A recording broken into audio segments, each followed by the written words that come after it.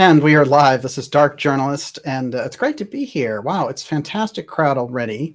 And of course, tonight's a very special night because we are starting the third round of the X series, and each round is 10 episodes. We just finished with a 2-episode blockbuster of round 2, which featured the Rockefeller art in connection to the X and the Gurdjieff movement on the mystery school side. Very crucial, and Gurdjieff pops in again in this episode as well. So it's going to be quite fascinating tonight. It's one of the most important episodes, I would say, because we're going deep on the invisibility side. As usual, I am joined by the existentially lovely Olivia. Hi, everybody. And, you know, it's an amazing thing, like the question segment, in addition to what we roll out in the first hour, is every bit as popular, and a large part of that is due to the incredible questions that you guys ask and the great selection and kind of curating of the second half of that show by Olivia. So my hat's off to you. Thank you. And she does a great job. If we're doing questions in the second half of the program tonight, so ask your questions all in caps.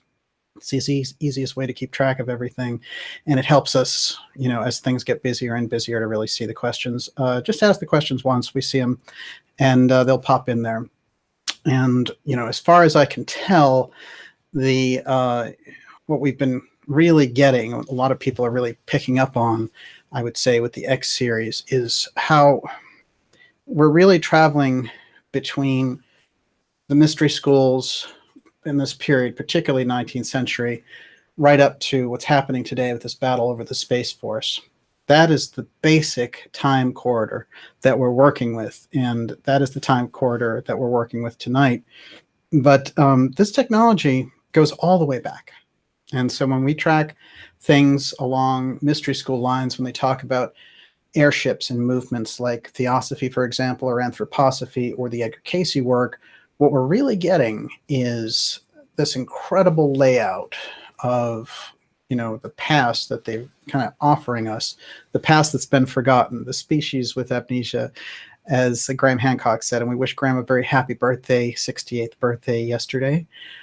But he gave us this great idea, because the further and further he went back, the more and more advanced the culture was. It doesn't make sense with the developmental line. So he and many other researchers like John Anthony West, like Joseph P. Farrell, see this whole period as a legacy into, you know, from a much greater culture into the cultures that we know, like Egypt, like Rome, and all of this kind of development that we had, like Persia, like the Mayans. It's all a legacy from a different period of a height. So that what's been missing when we look at our kind of history timeline is we think of it as this gradual development up, but in fact, it seems to have happened quite differently, with these very advanced cultures back here, and then that big slide after a major catastrophic series of events, which brought us back to a very Stone Age consciousness, and then the way back up again. And here we go. One of the things I want to point out tonight, and how we're going to get into the X technology tonight, is through the figure of Henry Ford, who I think is largely misunderstood at times. He's been branded so many different things, and in some ways he lined himself up for it. But I will say that we have to look at some of these people a little bit differently. That is, we have to kind of strip off the times and the periods that they were in and get right to the core of what they were doing, and the activity they were engaged in, and who was behind them, and what the battles were, so we understand the battle lines better. You know, very often we have this thing where people go back and they look at Thomas Jefferson, for example, and they're like, well, Thomas Jefferson, you know, he kept slaves, or he slept with his mistress, who was his slave, or something like that.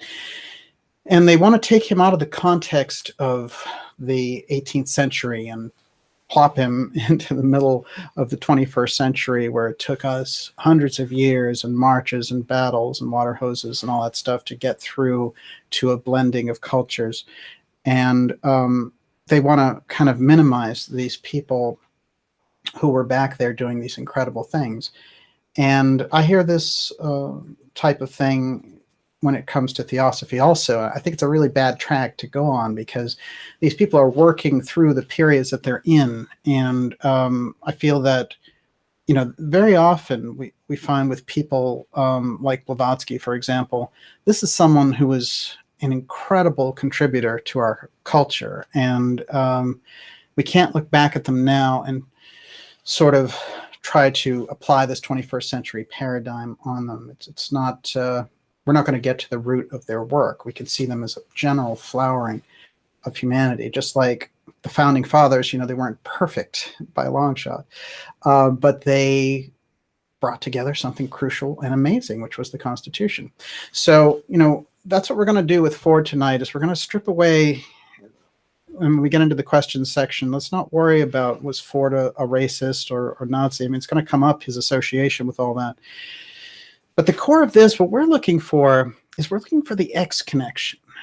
And so I do want to caution, when we look back at some of these individuals and people, even the Rockefellers, it's too much of a thing when we have the ability to look back on them to judge these people.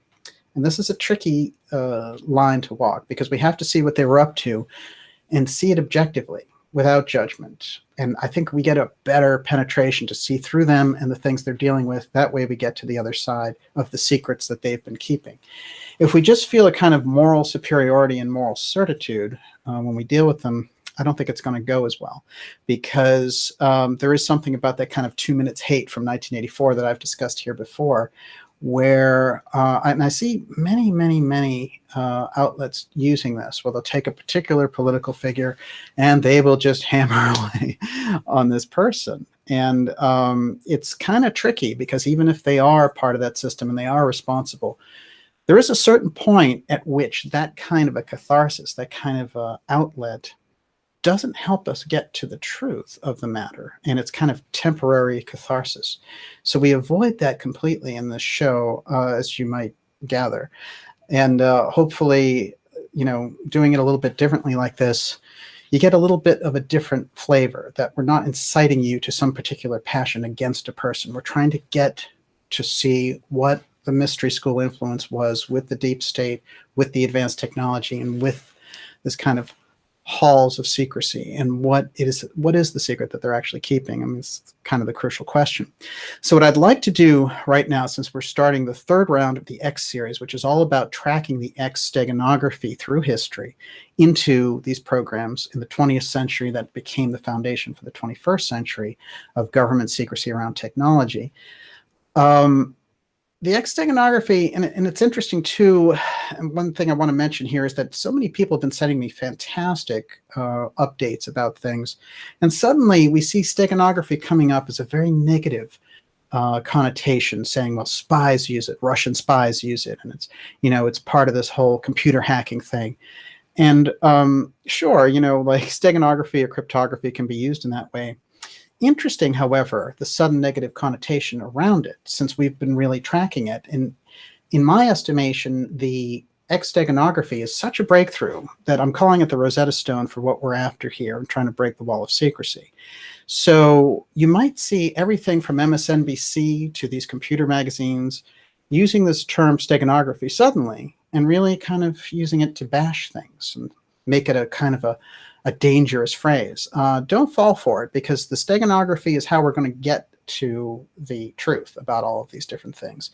Steganography is a tool, and it can be used for weal or woe, as it were. So it's one of these things where we really have to watch, you know, just like when Snopes did an article bashing my time capsule story with Robert Merritt in the Nixon time capsule with the X in it. You know, to me, those are shots. Those are pot shots taken to make sure something doesn't get afloat. And now we're seeing some of that activity around the steganography. So let's watch it. But let's start with this. This is the X. This is actually the logo for the Dark Journalist show.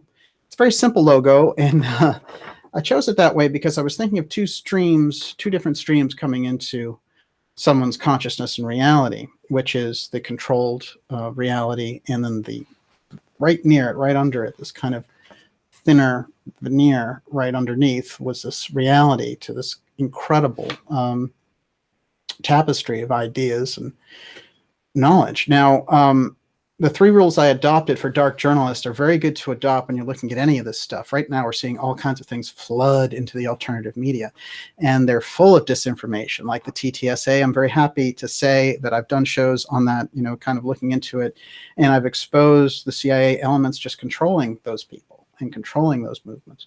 We have a lot of them now. And the thing is, from the reporting that I'll do, I'll report on them as much as I can, but there's so many, it becomes like it's going to be like a whack-a-mole game. So adopting these 3 rules as each of you go through it is going to be smart. The first rule is, if this is dark journalism, there's 3 levels to it.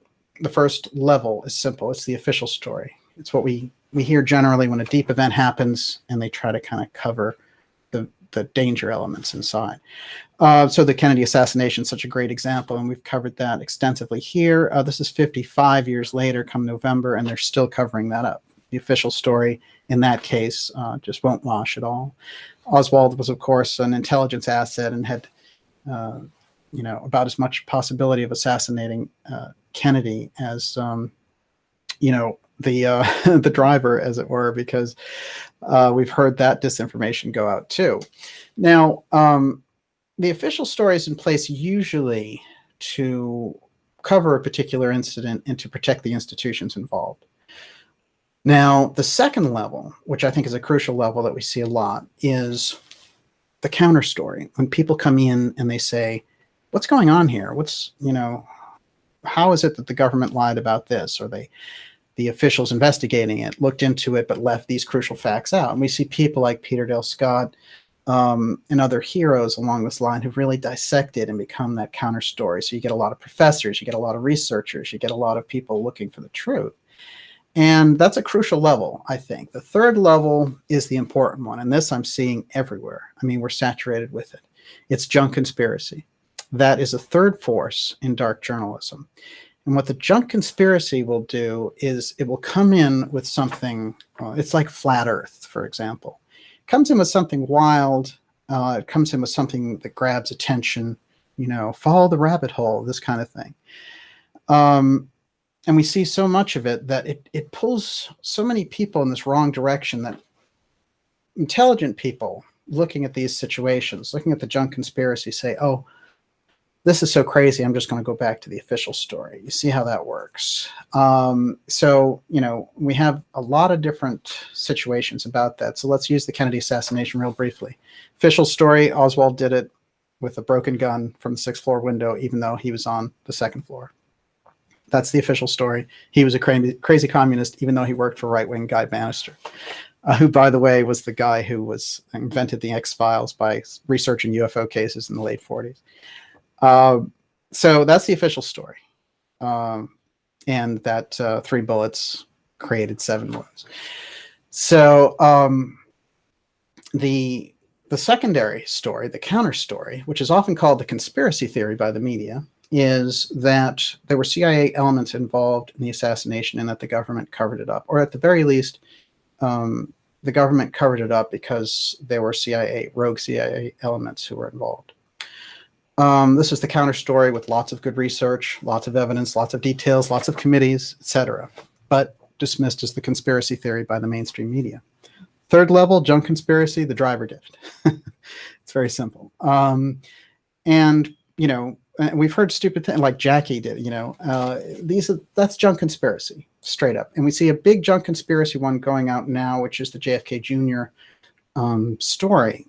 So we have to kind of put this lens in front of us, which understands the 3 levels: the official story, which we get in the media, the counter story, which we get from great independent researchers like Joseph Farrell, for example, and the third level, junk conspiracy, usually put out not just by crazy people running after a story, but usually put out as an actual COINTELPRO psyop to get people off the trail. The JFK Jr. is alive and working with, some of these off-balance movements online, and he's doing it, and here's a picture of him and it looks like him. And do you remember this picture floated around of Assange recently saying, hey, Assange is Trump?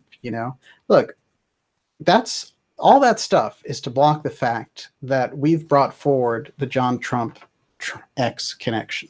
I guarantee you that's what it's for. If they can get people to run after Assange as Trump's son or some nonsense like that, or JFK Jr. is alive, which, by the way, is a particularly morbid and horrible thing to do. Imagine the family who, lost the son and daughter there, and, think about their feelings. So is that what alternative media will become? We have to ask ourselves these questions. We have to look at this differently. We cannot be these off balance. We cannot let that off balance strain affect us. We have to look at things objectively and logically. And unfortunately, even intelligent people will occasionally run after things like the blue chicken cult or the TTSA, even though CIA is right there in the front, almost advertising with a banner that they're in charge of it. And you'll get really good journalists to do that. So I think it's important, and one of the things I wanted to stress here in the beginning, and I forgive you for indulging me on this, is that we need a way to look at these things intelligently without getting thrown out of our center with some story to run after. The X story is big enough and explosive enough, and the truth is so mesmerizing that we don't need a little runaway junk conspiracy to keep us entertained if we want to get to the truth. If there are people who want junk conspiracy, there's so much of it that, they're going to be able to get it. But they won't get it here. But we're after something very, very different. And it's a kind of knowledge that's only available for a certain time. And it's incredibly expansive if we can get our hands on it and kind of develop it. Let's say it that way. So I can tell you right now that there's some information that's available in the public sphere right now that just wasn't available a few years ago. That's crucial. So there are some players in the field that weren't here a little while ago. So this is a crucial period of time, and I think we can really bring the steganography around the X out.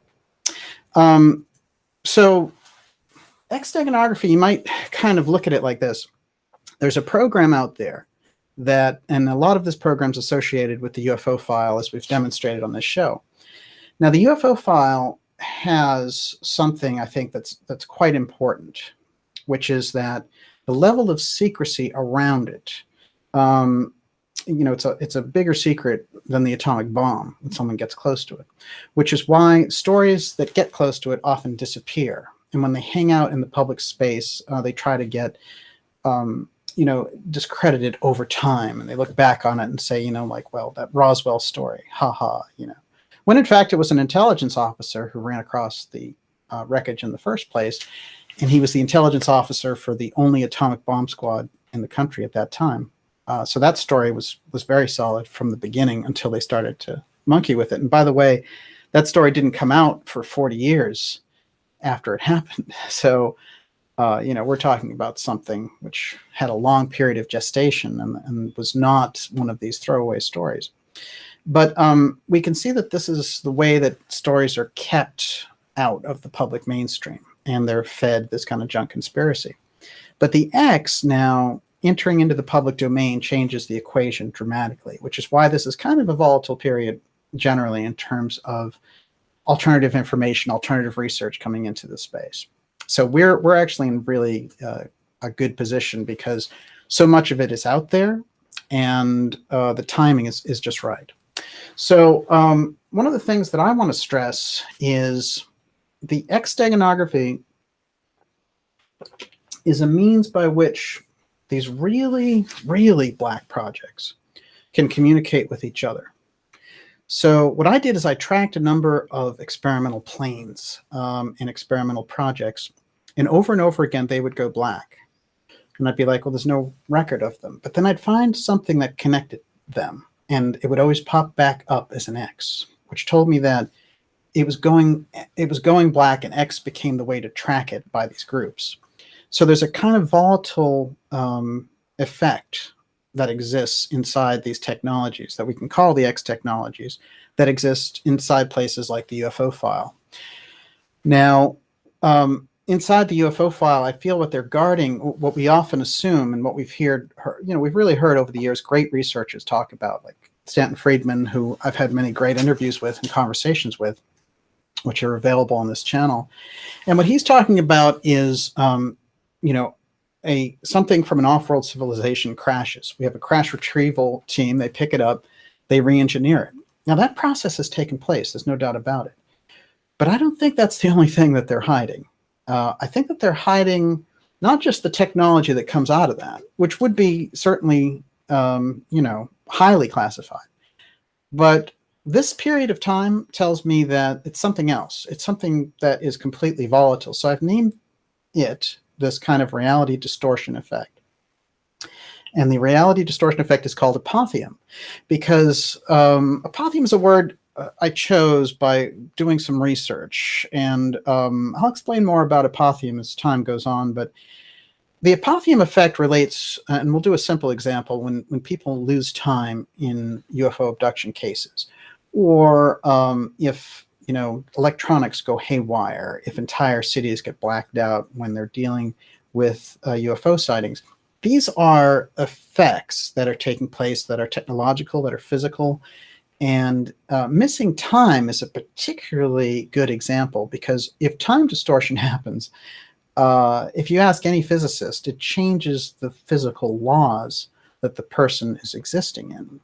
So what we're talking is about an entirely different reality that these people have to exist in to lose an hour or lose a day or whatever it happens to be.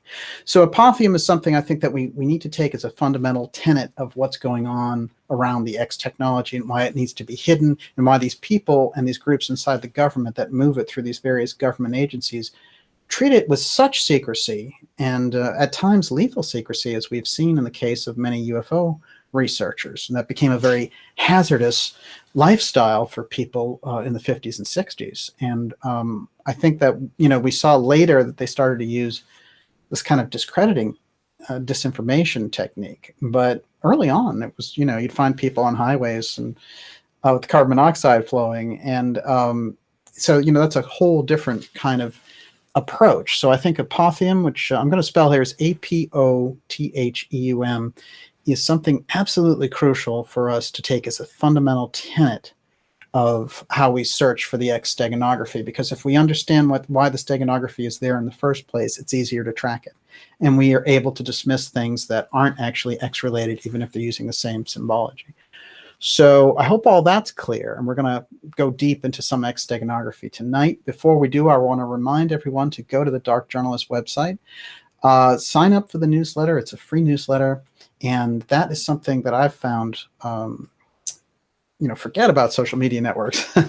No, we have them, and you can go to twitter.com, darkjournalist /dark journalist, or facebook.com /dark journalist. But really, the main pipeline between us is the newsletter. That's something where the only thing that's going to happen is we'll send you a newsletter about once a week telling you about the shows that are coming up. But that pipeline is crucial. So let's keep those channels of communication open as best we can, because you know how it is with social media. Here today, gone tomorrow. And before I go any further, I want to check in with Miss Olivia. Do you want a question right away? Oh, fantastic. It's up to you. David Tormina is asking, DJ, what about the idea that JFK Jr.'s flight was sabotaged? Oh, there's no question. I completely believe that. And I think that there's been great work done on that. There's no question that JFK Jr. occupied a unique position, because he had started a magazine which focused on political details and the political scene. He was an excellent, good-looking candidate for the Senate seat that Hillary Clinton would eventually occupy, which she thought was a stairway to the presidency. Turned out not so much. But that's, that raises the stakes around JFK Jr. dramatically, I think, especially the fact that he was planning on going into politics. And we know that it was Carolyn Kennedy who was going to be appointed to the seat. This is something that came up in this kind of kerfuffle that happened when Hillary Clinton became Secretary of State. So the Kennedys were around that seat because they have that deep connection to New York. And of course, Robert F. Kennedy was the senator from New York. Well, let's not forget, it was John and Ted who were the Boston senators, but Robert was there in New York. So we have that whole connection. So it's an unfortunate thing. And it's an amazing story, I think, about JFK Jr. I think he was thoroughly convinced, from what I've heard, that he understood, and inside that Kennedy Beltway, they understand the as we found in Robert F. Kennedy Jr.'s recent book, that the history of the CIA with the Kennedys is a warfare situation. And that's been going on for over 50 years. So, yeah, it is quite dramatic. And when you see people who, you know, not just kind of random people, but even people who've done books and been authors. I saw a major author out trying to tout this just as a way to kind of spur book sales or something. It's really, I mean, it's so beyond the pale that, you know, I find myself speechless when it comes up. But it is the junk conspiracy. And so that's what we've included in dark journalism. Watching out for that junk conspiracy is a crucial factor. You can actually zoom me with another one there. Could you spell apotheon again for the audience, please? Yes. It's A-P like Peter, O-T like Tom, H-E-U-M. Mm-hmm. Apotheon. And there are many references to apotheon if you go really deep in history. If you pick up a normal dictionary, it's not in there. And this is what I thought was interesting about it also, because apotheon relates to a few different things. There's actually a mathematical term called apothon, which has some kind of derivative spin-off root from this term, as does the word apothecary. However, the broadness of the word and how it was used going back into medieval periods, it seems to have a Greek root. And so there are many things that we're going to learn about apotheon as we go along here in the X series. But apotheon is a crucial aspect of what we're doing. If we understand X Steganography, then apotheon is right there next to it as the understanding. So they're both kind of neck and neck. And I've said that after going through, you know, different eras, different brotherhoods, different political movements, different texts. It seems to me that apotheon was the appropriate term to use for that reality distortion field that occurs. That's where all the secrecy comes from around the UFO file. It's far beyond just aircraft secrecy or superiority or something like that. It's a much different thing. You have to think of it in a much different way. It's actually a transporter. It's a totally different reality that takes place. And in some ways, you can almost appreciate some of the secrecy around it. Unfortunately, the secrecy has developed a psychotic situation, you know, between the public and the people who hold the secrets. And there's a cycle of disrespect that happens there. So that's no longer tenable, I would say.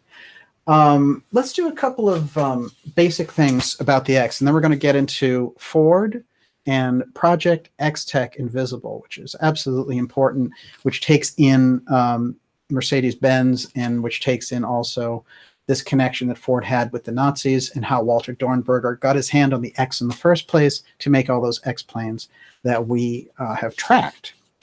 Okay, first things first, Donald Trump and Richard Nixon. People who've watched this show understand the connection. People who have not, who are first seeing this, I want to introduce them briefly. Richard Nixon is a very misunderstood character in history.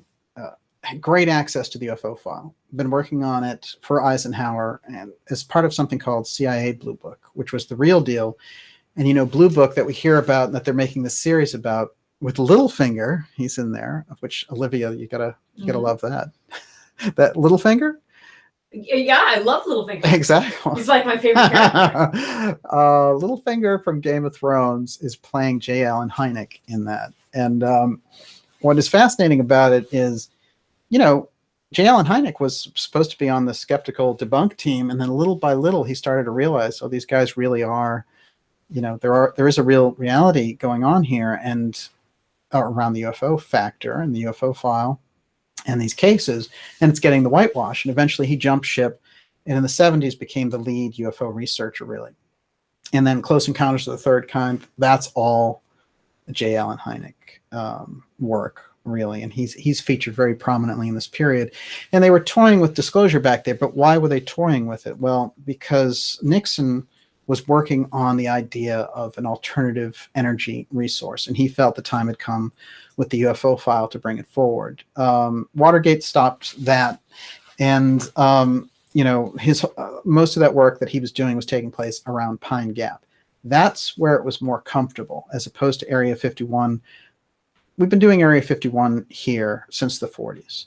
So we know that he was deeply involved with that. But the development of the energy, where the X went to, was Pine Gap. And we featured Pine Gap in a few episodes. And let me tell you, there's a few episodes coming up about Pine Gap that are literally mind-blowing. So, stay tuned for those. Let's look at this letter. It's from Richard Nixon to Donald Trump. And I show this sometimes because of the lights. It doesn't always show up so great. But anyway, that's Dear Donald there. And that is Richard Nixon's signature here. Let me see if I can. Yeah, that's here. But anyway, I'll read it to you. It's from December 21st, 1987. And it says, Dear Donald, I did not see the program, but Mrs. Nixon told me that you were great on the Donahue Show. As you can imagine, she's an expert in politics and predicts that whenever you decide to run for office, you'll be a winner. Warm regards, Donald Trump. This photo is hanging in the White House right now in the Oval Office behind Donald Trump. So a very significant letter there from Nixon to Trump. Nixon became very close friends with Trump, as it turned out, and moved to New York to expand that friendship. They became great on the circuit together, and here they are holding a fundraiser with none other than Texas Governor John Connally. Texas Governor John Connally was in the assassination car when President Kennedy was shot. Now, real politicians know that visuals count. And the visual here is, here's a future president, here's a former president, and here's someone who was in the car when they bumped off a president. Quite significant symbology, any way you slice it. Nixon provided a lot of intel, and my feeling is his information around the UFO file jibed with information that Trump had. And where did Trump get the information? On this show, we've gone to great lengths to go far beyond just the idea that John Trump recovered Nikola Tesla's papers, which is really important. So the inventor, Nikola Tesla, dies, and the FBI rings up Professor John Trump, who's Trump's uncle, that he's very close to. And he often talks about him even now. He spoke about him a week and a half ago in London. This is a close bond.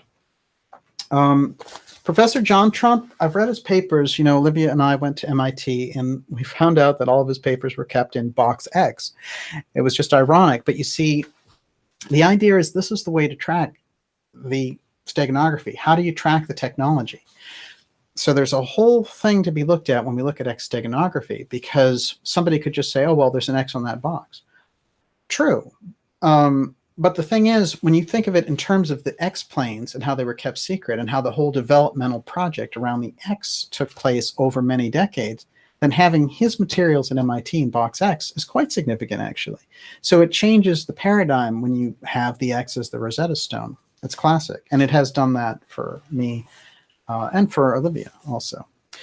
One thing that we found in there is that the patents that John Trump had, Professor Trump had, with Professor Van de Graaff, who was famous for his X-ray work. He's really the top man, Robert Van de Graaff, for X-ray work. And but who was that third person there? Let's see if we can look at that. Vannevar Bush. This is quite significant. And I hadn't seen this reported anywhere when I was doing this research. Literally, I found no references to Vannevar Bush in connection with John Trump. So I looked into it, and I found that not only was he connected with him making patents in as early as 1934, but John Trump, Professor Trump, was Vannevar Bush's protege. And there's a great interview that he does with Stan Deyo, where he alludes to his protege, his mentor, Vannevar Bush. And then I've gone through and I've collected about 6 hours of video of John Trump talking about different things. And Vannevar Bush is just, bing, bing, bing, comes up quite often. So we have to understand Vannevar Bush and the connection to John Trump is absolutely crucial. Vannevar Bush was in charge of the National Science Department for the government under FDR, and he was the president of the Carnegie Foundation, and he worked for FDR, Truman, and Eisenhower. Quite significant character in a number of ways, so many important, significant inventions. But most important, I would say, is that he's the man who managed the UFO file.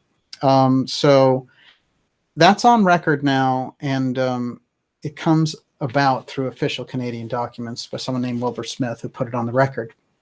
Later, when they added him in the MJ12 documents, when all that came out, some people said, well, maybe this is just a hoax or something. And I always thought, when I look back on it now, this is interesting that they spun him in there. Maybe it was a way to try to make it questionable, since they had a real actual government document that talked all about how he ran the UFO program.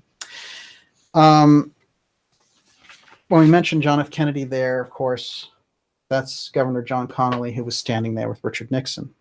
So this is how we understand these people and their connections. Early connections of the X. Someone named Frank Scully. Frank Scully was in charge of this case, and he was one of these kind of fascinating writers and a little bit of a gadfly. He was a Hollywood guy. He had a lot of connections, and he heard about a fascinating case in early 1950, which was the Aztec, New Mexico UFO case, where this UFO crashes and it's taken away, and so many people see the military haul it away, but it's also there, sitting there, wide open for people to see for days, and there's a lot of witnesses around it, etc. So the FBI goes on an incredible campaign against Scully. Now, of course, Scully shows up as the name of Dana Scully in the X-Files, which I found very interesting, and the X-Files themselves come from this FBI work around the UFO file. That's what they called it, X. So when we track the X Steganography, and we think of this idea of X, experimental, X unknown. Yes, but let's look a little bit deeper, because X is a way to communicate a number of things without giving the whole secret away. So if I tell you, look, you need to track these programs whenever this thing comes up with an X and it's related to aerospace or it's related to a particular area, you're going to have a better time. So if I tell a CIA agent that, and I'm his commander, I have a better shot of getting this intel, as opposed to bringing in 5,000 agents and telling them all about the X Steganography and how it relates to the UFO file. I'm just telling them, keep up with the symbol and give me reports back. They don't have to know. There's no need to know exactly what we're referring to here. The X envelopes, these are kept by presidents, and they're available. I call them stealth archives because, of course, they're available, but we can't get at them. So we know that they're there. For example, Richard Nixon's time capsule, which Robert Merritt brought up, and Robert Merritt had worked for Nixon in the Houston plan and talked about how Nixon was very much aware of the UFO file and had put aside information and kept it as a time capsule in the White House. LBJ and the X envelope, which is here, and I show this in every episode because it's crucial, and it has to be on the record. That says it's not to be opened until 2023, 50 years from 1973. Those are the instructions. So why would LBJ keep a letter at his library which wasn't to be opened till 2023? It makes you think a little bit, doesn't it? Well, it turns out Eisenhower also has one of these time capsules, and that's a Project X time capsule, 1953. He put that together. And by the way, his mainstream biographers understand that that time capsule exists. So it's not something that we have to theorize on or speculate about. It's there. When is that one to be opened? 2053. Okay, so we're getting an idea that these people are involved with the UFO file and the X technology, and they want their role when it all comes out, when disclosure happens, they want their role documented well. So they've put aside these stealth archives. The Rockefellers and the Kissingers, they have these stealth archives also. They are volumes that we can't get at. Can't get at that letter. Can't get at Eisenhower's time capsule. They're protected until the time is right. That's the way it works. That's a stealth archive. It's a crucial aspect of how our investigation around the X works. The X, I'm going to give you two examples of how the X works. Here's one. The Rosicrucians are kind of one of the best known mystery schools, and they provided the best information and kept the most underground in a sense. But they've let things out over the years, and they've been around really since Egyptian times, but they came out with a bang in around the 16th century and let out so much information that it became almost a craze, a frenzy. And a lot of it had to go right back underground again, because that kind of persecution by the powers that be are like, we're not letting this information out. You're not going to hear about advanced technology. You're not going to hear about ancient Atlantis. You're not going to hear about these different things. The incredible psychic abilities that people have has to be kept underground. So, what they have, they see the individual in the midst of these two vital forces. And so it forms an X, and we have that cross, and the individual is in the middle. That's one aspect of looking at the X. Here's the other aspect. Walter Dornberger, Nazi paperclip scientist who came over here and gave us the X plans. And the quote that he has is, "Do you realize what we accomplished today? Today the spaceship was born." This is when he and Wernher von Braun created the V2 rocket. And those rockets were to carry bombs to bomb London. So it gives you an idea of Dornberger and where he is. He's thinking, hey, the spaceship is born, and, this thing will be able to go over there and bomb the heck out of the Brits. So the people who are around the X technology, not the most ethical, let's put it to you that way. But then again, on the mystery side, on the mystery schools and the secrets that they keep about the X and the X Steganography, highly ethical, and very worried about the effect on the general population if a small corporate group gets their hands on this amazing reality distortion effect. And, you could say, I could just say amazing technology. It doesn't really capture it, does it? Amazing exotic technology. We're getting closer. But something about this apotheon in relation to it, I think, gives us a better idea, because then it becomes a physical, spiritual experience. We can understand that a little bit better.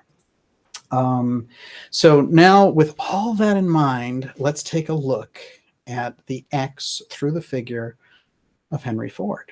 And as I do that, I'm going to remind everyone to look up the darkjournalist.com website, sign up for the newsletter. It's a free newsletter. And make sure that you're on board with us, so we have that kind of communication for the things that are coming up. How are we doing over there, Miss Olivia? We're doing great. Do you want another question? Sure. Okay, so Cheryl Peterson says, I would love a bio show. How many books does he read per week? How far back does this interest go in life? When does he sleep? Well, the sleep part, I guess, is the most important part of that whole equation. I read a lot. You should see the stack of books on the kitchen table. But the thing is, I have incredible connections, I would say. Very intelligent people over many years, and it forms a kind of a foundation of information. And what I found really is that the questions and the people who participate in this program and the things that you send me and the responses that you give, we're really developing this. It's almost like a crowdsourced investigation, because we're going up to a different level. And the great thing about what we're doing is we know how to keep out the junk conspiracy elements. That's an incredible kind of advantage. It's like, you ever see those hot air balloons take off and then you get rid of those sandbags, and it's really the junk conspiracy that holds things down. And there's so many people in the grip of that stuff that one of the wonderful things I feel about our group here that is watching the X Steganography series with over these weeks of 21 some odd weeks. And I should mention here, actually, that we've passed over 1 million views on the X series, which is remarkable. Considering the kind of content that it is, it's particularly remarkable. And also the length of the shows, which usually run over 2 hours. It's a much deeper resonance that you get in this kind of fast food atmosphere that we can get in alternative media very often. And I don't actually put down, there's a lot of good things in alternative media. That's why I'm here. But I do want to say that I think that we can do better. And I think that this is where we can take it up a notch. So with all that in mind, I would say that it's one of these things where I'm learning as much from you as you guys are from me. And that's the kind of incredible reality that we have going on. And for the people who over the years have stepped forward to give me information off the record, I really appreciate it. And I appreciate your courage. And I will continue to look for ways to get your information across. All right, but great question. Let me take a quick look here. Amazing. It's a huge crowd.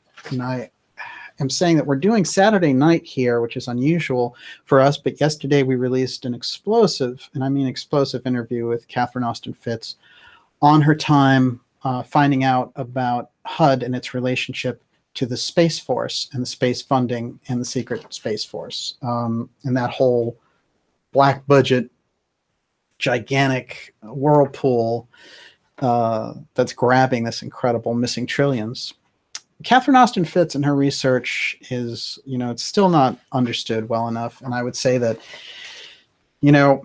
really, if you want the key to the solutions around things like the missing trillions or a lot of these things that come up, Fitts's work is unmatched. And I often say that I'm one of those people who's proud to be a kind of a student at Solari University with Catherine Austin Fitts, because her work is remarkable and has had a great effect on me over time. In fact, when I was working with Apple, I was talking to Fitts, and she, was somebody who was giving me incredible ideas back then about pushing forward. And she's just been so on top of it, from everything from GMOs to economic corruption to black budgets to reforming communities to organic farming. I mean, it's just an incredible range that she has, and she's such an asset to have in the independent field that we really need to kind of celebrate her work. And maybe, that's always a good place to point people to, at Solari.com, and her incredible work. But one of the things I want to say about that is, we really have this ability with the group of people following the work that I'm doing here at the X Steganography series to raise the entire level of dialogue in the alternative research spectrum, and that will ultimately impact the larger spectrum. So I would say it's important in that sense to, take on the information and kind of spend the time with it and avoid the junk conspiracy, kind of get behind the things that are full of life and full of information. I can tell you there's so much information that if, it would take so much time to absorb the great information that there's really no time for the junk. So that's my big message of the night. But here we are on Saturday night. And this is a rare night for us. We do it once in a while when we have a double show, or if we have something else going on Friday. So that's something to keep in mind. It's nice to be here with you on the Saturday night. Let's look through the connection of Henry Ford, who's one of our most celebrated inventors in America and given us the great cars over the years. He was a very controversial figure because he got himself involved in many a battle, and he got into some business trouble. He got into some race issues, and there was a lot that came out as a result of that. What I want to do is penetrate through to the man and what he was doing and the groups that were behind him. So let's just take a quick look at Ford and reveal a few things to you that will really, I found, quite mind-blowing the more I get into him. I've been reading Ford for years. His biography is quite fascinating. And I've always found him just a remarkable character, controversies and all. This is Ford in his 20s working, and actually working as a chief engineer for Edison. Now, we know someone else who worked during that period of time for Edison, which was Nikola Tesla. Something very fascinating about the fact that we bring in the mystery schools, in this case, the Theosophical Society, who I point to as the most crucial, and the spin-offs that happen, the most important spin-off being the Anthroposophical Society, which is autonomous because of Steiner's work over the course of 3 decades to make it autonomous from Theosophy ultimately. So they do stand there as 2 pillars of incredible research and information, but there's no question that it was Theosophy that laid the foundation in the 19th century for the mystery schools to come forward. And Steiner himself, who's a remarkable figure that we've tracked here on this program and presented on this program, is still a little understood over here, by the way. And he himself said that, well, when we think about Theosophy, in truth, looking at its cradle, true initiators stood there. So he understood it. He was very connected, and he was deep, deep inside the mystery schools and gave us a lot directly from them. Ford connected with Edison, who was a member of the Theosophical Society. Now, Ford believed in reincarnation. Not a lot of people know that. Ford had a very high spiritual understanding. It's remarkable, actually. Ford's good friend was Mahatma Gandhi. Gandhi, known so much for achieving home rule for India and for his incredible pacifism, just a remarkable person. Gandhi is a member of the Theosophical Society. Who really sponsored Gandhi in his work originally for Theosophy? Well, let's take a look at her. I think she's somebody who's had such an incredible impact on the situation that we're in now that we should take I've done a couple of shows on her, but we need to capture Annie Besant's role in the situation that we're in with the mystery schools, trying to give the information out against this incredible wave of spiritual materialism or scientific materialism that we're seeing. And that is Annie Besant there, who, if you've watched this program, you know her quite well. But she guided Gandhi and, in fact, marched with Gandhi in India because, in fact, she'd been doing home rule protests and all the rest of it for Ireland for years. And she, of course, was British. I think that when we understand the people that have been kind of whitewashed out of history or marginalized better, then we'll have a better understanding of these other figures that are elevated. So we've got there that snapshot of Ford and Gandhi together. Now we're going to introduce another important figure as we get into this, but there's another shot. I like to show this shot. I call this the X ritual, but this is, it's Colonel Alcott who started Theosophy here, and Annie Besant, who he's handing the baton to, as Blavatsky did, and they are helping to achieve laying the foundations in the real world for the politics that will liberate India and bring home rule. So they're not just sitting off in a monastery somewhere in a mystery school. They are developing the information and bringing themselves out to make change. And this is what we see over and over again. Well, how does that link up with what we know about Ford? Well, Ford is such an interesting figure because of his contacts that over and over again, the people that I'm running into are mystery school contacts. So I started to wonder about that, and I ignored the traditional biography for a while. And I'll read his traditional bio in a minute. But one of the things I want to get into about Ford is that it appears that this was somebody who was very psychically in touch and very psychically motivated and gifted and was receiving a lot of psychic information and working with a lot of psychic groups. Now the technology makes a little more sense. So let's start to look at his technological outlay. This episode, is called, we're talking all about Project XTECH, and that's invisibility. Invisibility is something we've gotten into in a couple of episodes recently because we've been seeing these references to these invisible planes that President Trump is getting caught up in these controversies referencing. What is that all about? Well, invisibility is a crucial aspect of the apotheon effect that's being hidden in the UFO file. Invisibility, from a military standpoint, has been studied and has been looked into, and we've had many unusual projects and legends of projects, like the Philadelphia experiment, for example. But what we're looking at there is an incredible superiority brought about by incredible technology. That's simple. So let's look at it from that very simple level.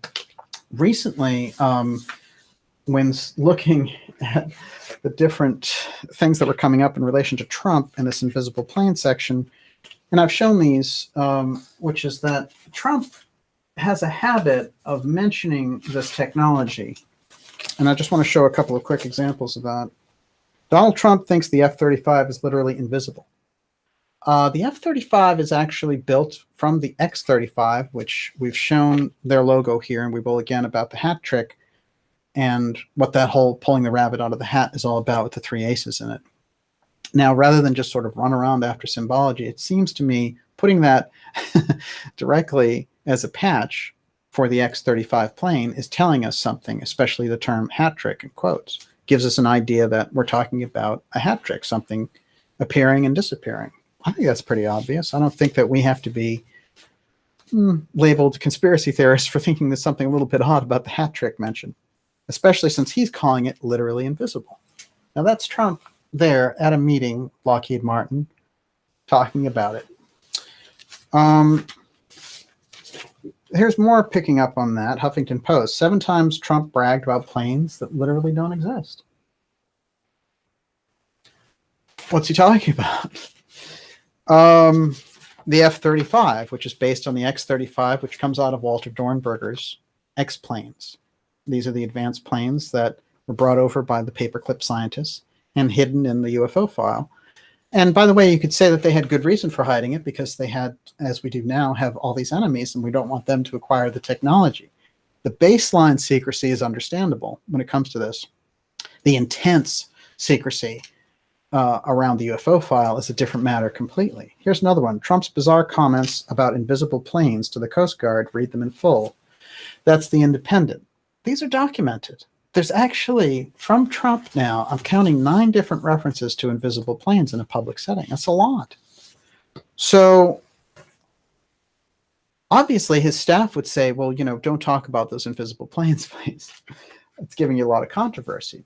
But Trump is talking about it because Trump wants someone to know that he's got it as a way to say, back off, I've got this technology.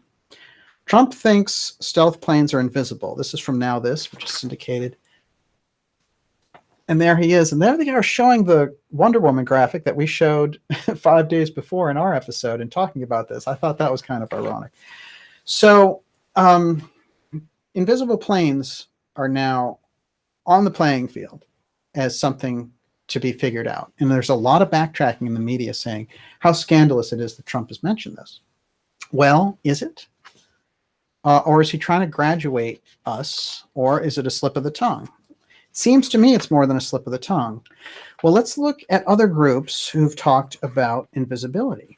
And this, I think, is quite significant because when we get into tracking the X technology all the way back to Ford and the Nazis, we need to look at where did that technology go?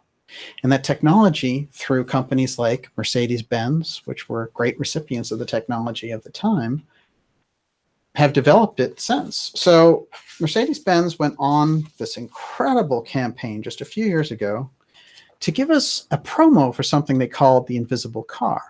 I want us all to take a look at this. They covered it for mystery when they were setting it up, and they used different light bending LED screens, and they wanted us to kind of give this impression of being able to see through this car, and it was an incredible campaign. And they were saying something about, hey, look, we have an invisible carbon footprint. Seemed like an odd thing to use, invisible this and invisible that. And they went into great lengths to get this invisibility factor going directly so that visually, now remember, this is not Photoshop. Those are actual cars on an actual road. The way that they're filming them is giving them the impression of invisibility. So they're introducing the public to this idea of invisibility. Now Trump's talking about invisibility. Now we get to put these aspects together. Now, don't worry, we're going to go back and see where the root of this is, but I want to show a few more examples so we're all on the same page. And remember, if you want to look at the hat trick that I showed, the X-35, which is, remember, ostensibly, now this is the model. The F-35 came from the X-35. This is the technology that Trump is referring to. That's the hat trick there, as we know. X-35 flight test, 3 aces, missing the ace of spades. Boy, have we had some good questions around that. And some really good, I think, people doing genuine work around it. There it is again.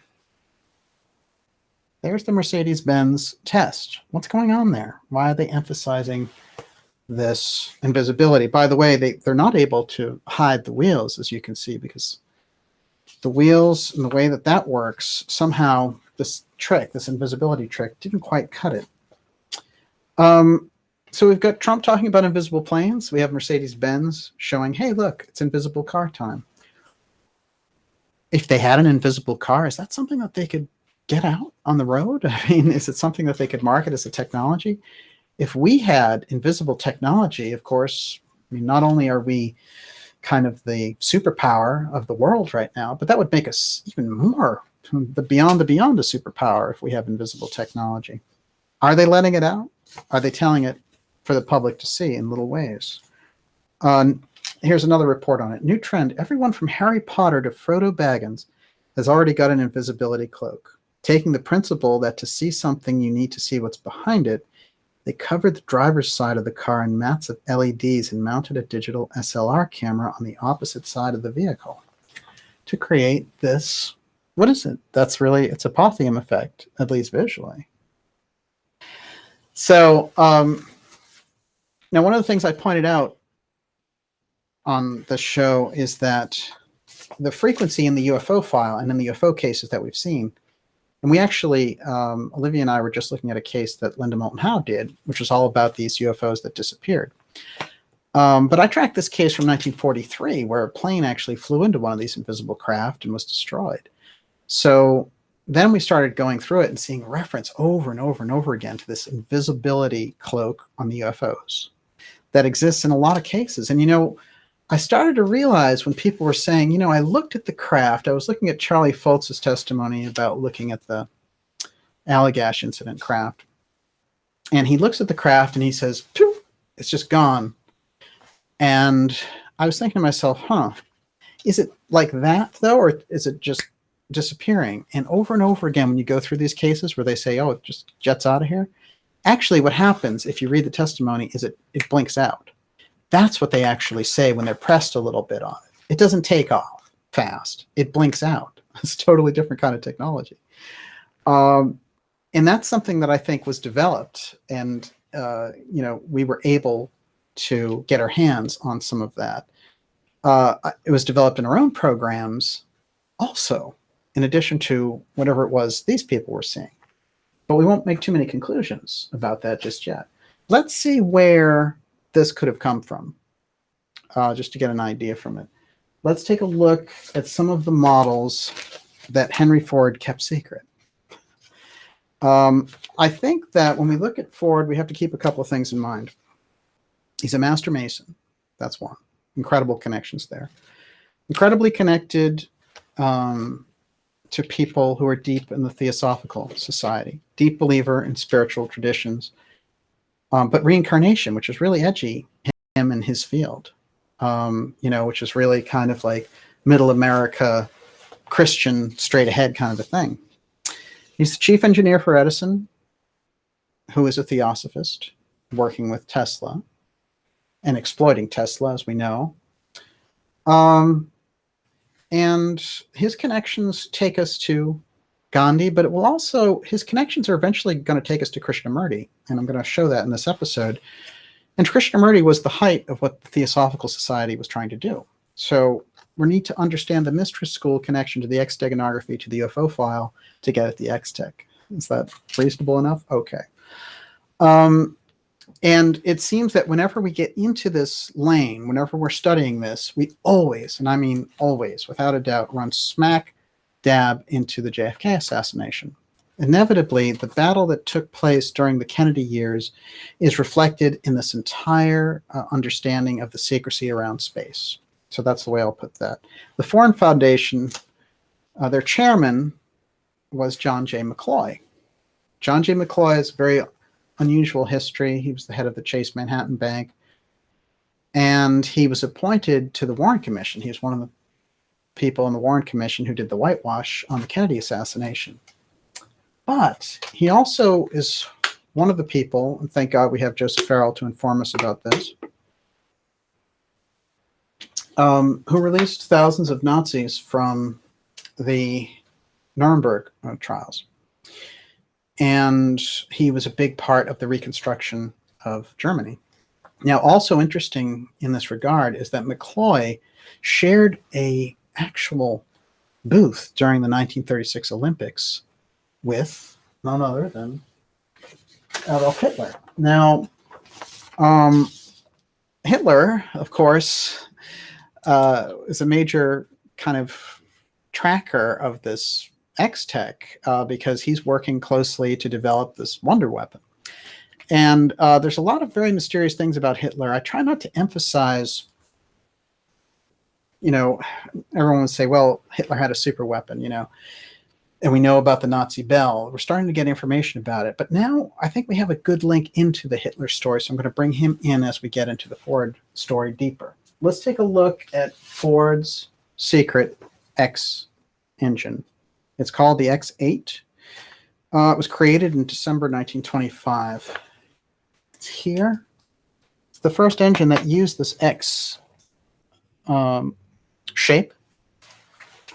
The patents are quite remarkable. There's another look at it. By the way, this technology went underground. And I'll explain how that works shortly here. This is Ford's breakthrough in the 20s. He thinks, I'm going to revolutionize the whole car industry with this X engine. What is it? What does it do? Well, let's track it a little bit further first before we get to that answer.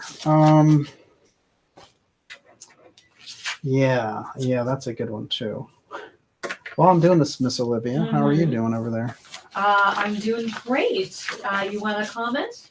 Please do. Okay, David Donaway says Captain Austin Fitz basically suggests a global drug pushing is used to support the black ops, black budget with its missing trillions. Are aliens pleased?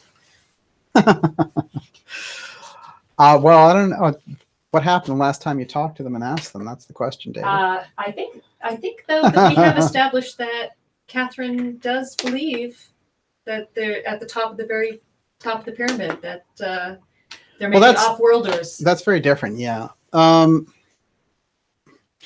it's a really interesting question, actually, because the drug trade is used for control. I think that's the thing that Fitz emphasizes in the black budget sense, because there's financial rewards dramatically, and we've seen it destroy neighborhoods, but the control aspect that where you can control a place with drugs seems to be what they use it for the most. But, I think that you can look at it as a strictly human endeavor. You don't need to invite the alien equation in order to look at that. And I think that we have to be careful about, when we look at off-world civilizations, trying to determine how they would view something. It's really, really tricky. We have a much better shot at determining human motivations, and that's a thing I think that we're starting to get to with these people. When we're looking at the kind of controllers of the world, the Mr. Global, the powers that are operating, and we ask the Fitz question, which is, what is the real source of power on Earth, and who are the real powers, and why are they acting this way? We can view that in strictly human terms and still get the right answers. Now, the off-world civilizations question has to be asked, given the grand total of the information we have. So that's a question, I guess, that we're endeavoring to find out. But great question. Wow. And I think that David Donaway, wasn't he giving like a sermon or something before we came on? It was interesting. I didn't get to catch it, but I definitely... He had his own warm-up act. I can't, I didn't read it, so I can't endorse it, but I do know that your questions are always fascinating. Okay. More X. Are you with me? I'm going to show you this X engine just to let it sink in. Let's stay on. Let's stay with it. Let's stay with it. Okay, so there might be different explanations, and you could say, well, this is kind of a good engine for, different combustion reasons and all the rest of it. The X shape struck me as quite fascinating, and then I started to get into the association of Ford with the Nazis. This is actually, this is very interesting.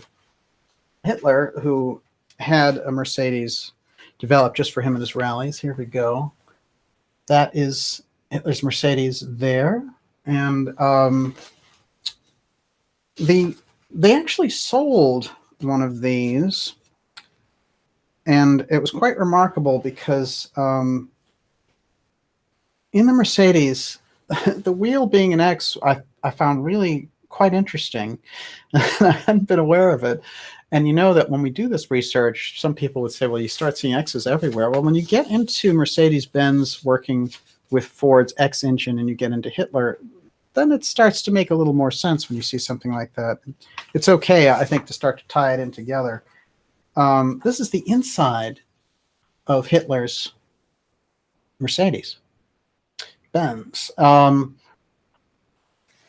And, you know, they put this together and they put it out for auction, which I found was very interesting because, you know, those Hitler artifacts, somebody just scoops them up, you know, and they always figure it's a neo-Nazi group. But sometimes I wonder. Hitler took a great role in trying to design art and architecture for Nazi Germany. And the technology he was absolutely obsessed with. He wanted the wonder weapons, but he wanted the design to be such. There is Hitler at a museum. This is somebody who, of course, was an art student who they didn't allow into the School of Vienna. And, you know, it might have been a very different outcome in World War II had they done that. Hitler admired Ford a great deal, which is something interesting for us to even consider. But people say, well, that's because he was anti-Semitic. Could be, or maybe something else is at work there. Maybe he's aware that the X technology is somehow moving through Ford. The X technology going from the mystery schools through somebody like Ford, we would have something like the Theosophical Society is the link to him through Edison. Let's just take a look at that for a moment. Hitler is very aware of these things, from the Tula Society to, you know, the Vril Society and these different groups. Hitler's deeply enamored of occult schools and some of the deeper mystery schools and probably wants to make more contact in order to have more power. So his respect and his recognition for Ford might be based on more than just saying, you know, he made a few anti-Semitic comments. What I do find interesting about Hitler is his absolute obsession with advanced tech that he had. And he, of course, one of his major ideas was to develop in space the kind of weapons that could create a global control grid. This is something that, you know, we have researchers now who say, hey, the paperclip Nazis came over here, and that's basically what we're seeing now with the space fence through Lockheed Martin. I think it's a worthy thing to consider. Ford, who gave us so much in the way of imagination, and he created the assembly line, but he did certain things which I want to give him a fair shake here, where you know, he treated his employees extraordinarily well. You know, this is somebody who created the first minimum wage, and it was way beyond anything that people were making at the time. He felt that by making the common man more well off, they'd be able to buy the cars that he was pumping out. It was a splendidly clever, logical deduction, and you know, people like the Walmart type people could certainly benefit from using his sound approach to it. It was a very human idea. And he was known for doing different charity work. So he's a very complex character when you get into looking at some of the controversies around him. But there's no doubt in 1938 that he was somebody who in Germany was so well respected that he was given awards that were only given to German citizens. And he achieved the highest award that a non-German citizen could achieve. And this is the Nazis giving him that award in 1938 before war broke out. Now, it's interesting, you might say, how could he ever, you know, be there with those Nazis and all the rest of it? Well, most of the civilized world was there with the Nazis in the 1936 Olympics because Germany hosted it and it was Nazi Germany. So they were still keeping the kind of intense, you know, subjugation of different peoples off the radar. They were still hiding a lot of this fact. And this is pre-war. Things were a little bit different there. But a kind of a quite remarkable situation there in the association of Ford with the Nazis. What do you got? I just wanted to add, you know, I think that we can understand that in the early 20th century, there was such an excitement over new technology and new efficiency. Right. Yeah. And like an exuberance about it. This is pre-World War II. Nobody knew where this could lead. And so we can see, we have fascination now with iPhones, and, we in this community are frightened about AI, but, others are so excited, bring it on, new, better robots, let's go. And I think they really felt that. Oh, yeah. Oh, yeah, absolutely. Well, it's an amazing period of development. And we have to say that really the Germans, they had the first television broadcast in 1936. They broadcast the Olympics, actually. We didn't get it in America until 1950. They were advanced in so many different ways that, in fact, defeating Germany, not necessarily the Nazi Party, but defeating Germany in 1945 and taking many of their scientists here created so many things like the space program, et cetera, and made those things possible, that you can see just how advanced Germany was at that point. But this kind of martial philosophy that developed inside the Nazi Party became like a real spin on how that technology was used. And just like, we were talking about, well, right now people can go crazy for different types of technology that we have to be careful as we take the next step up with these technologies not to lose the human factor, because a small group of corporate people have forgotten their role in humanity, and they're starting to imagine themselves as great controllers at Davos, sitting there sipping lattes trying to rule the world. It's weird. It's a funny thing that we did the Gurdjieff episode last week, because there's a weird mechanism in people's minds, and it lends themselves to daydreaming and incredible egotism. And then when we look at the work of people like Steiner, we can see these incredible dark forces influencing people who get into these positions. So it's really, it's a complex situation when you get up at that level, for sure. So what we've got is we have Hitler approving of Ford, and Ford, having these kind of back channel affairs with the Nazis and getting these medals and all the rest of it. But Ford had developed the X8, and the X8 was an experimental motor, and it went underground in 1932. They gave up on it. Well, I don't think that they did, actually. And I think that there are ways to show that lineage that goes on. And what happens, interestingly enough, is Ford gets into working on aeronautics, which he's not really very well known for. But actually in 2002, they gave a posthumous, award to him for his aviation, and his developments in aerospace. It's like, what's going on there?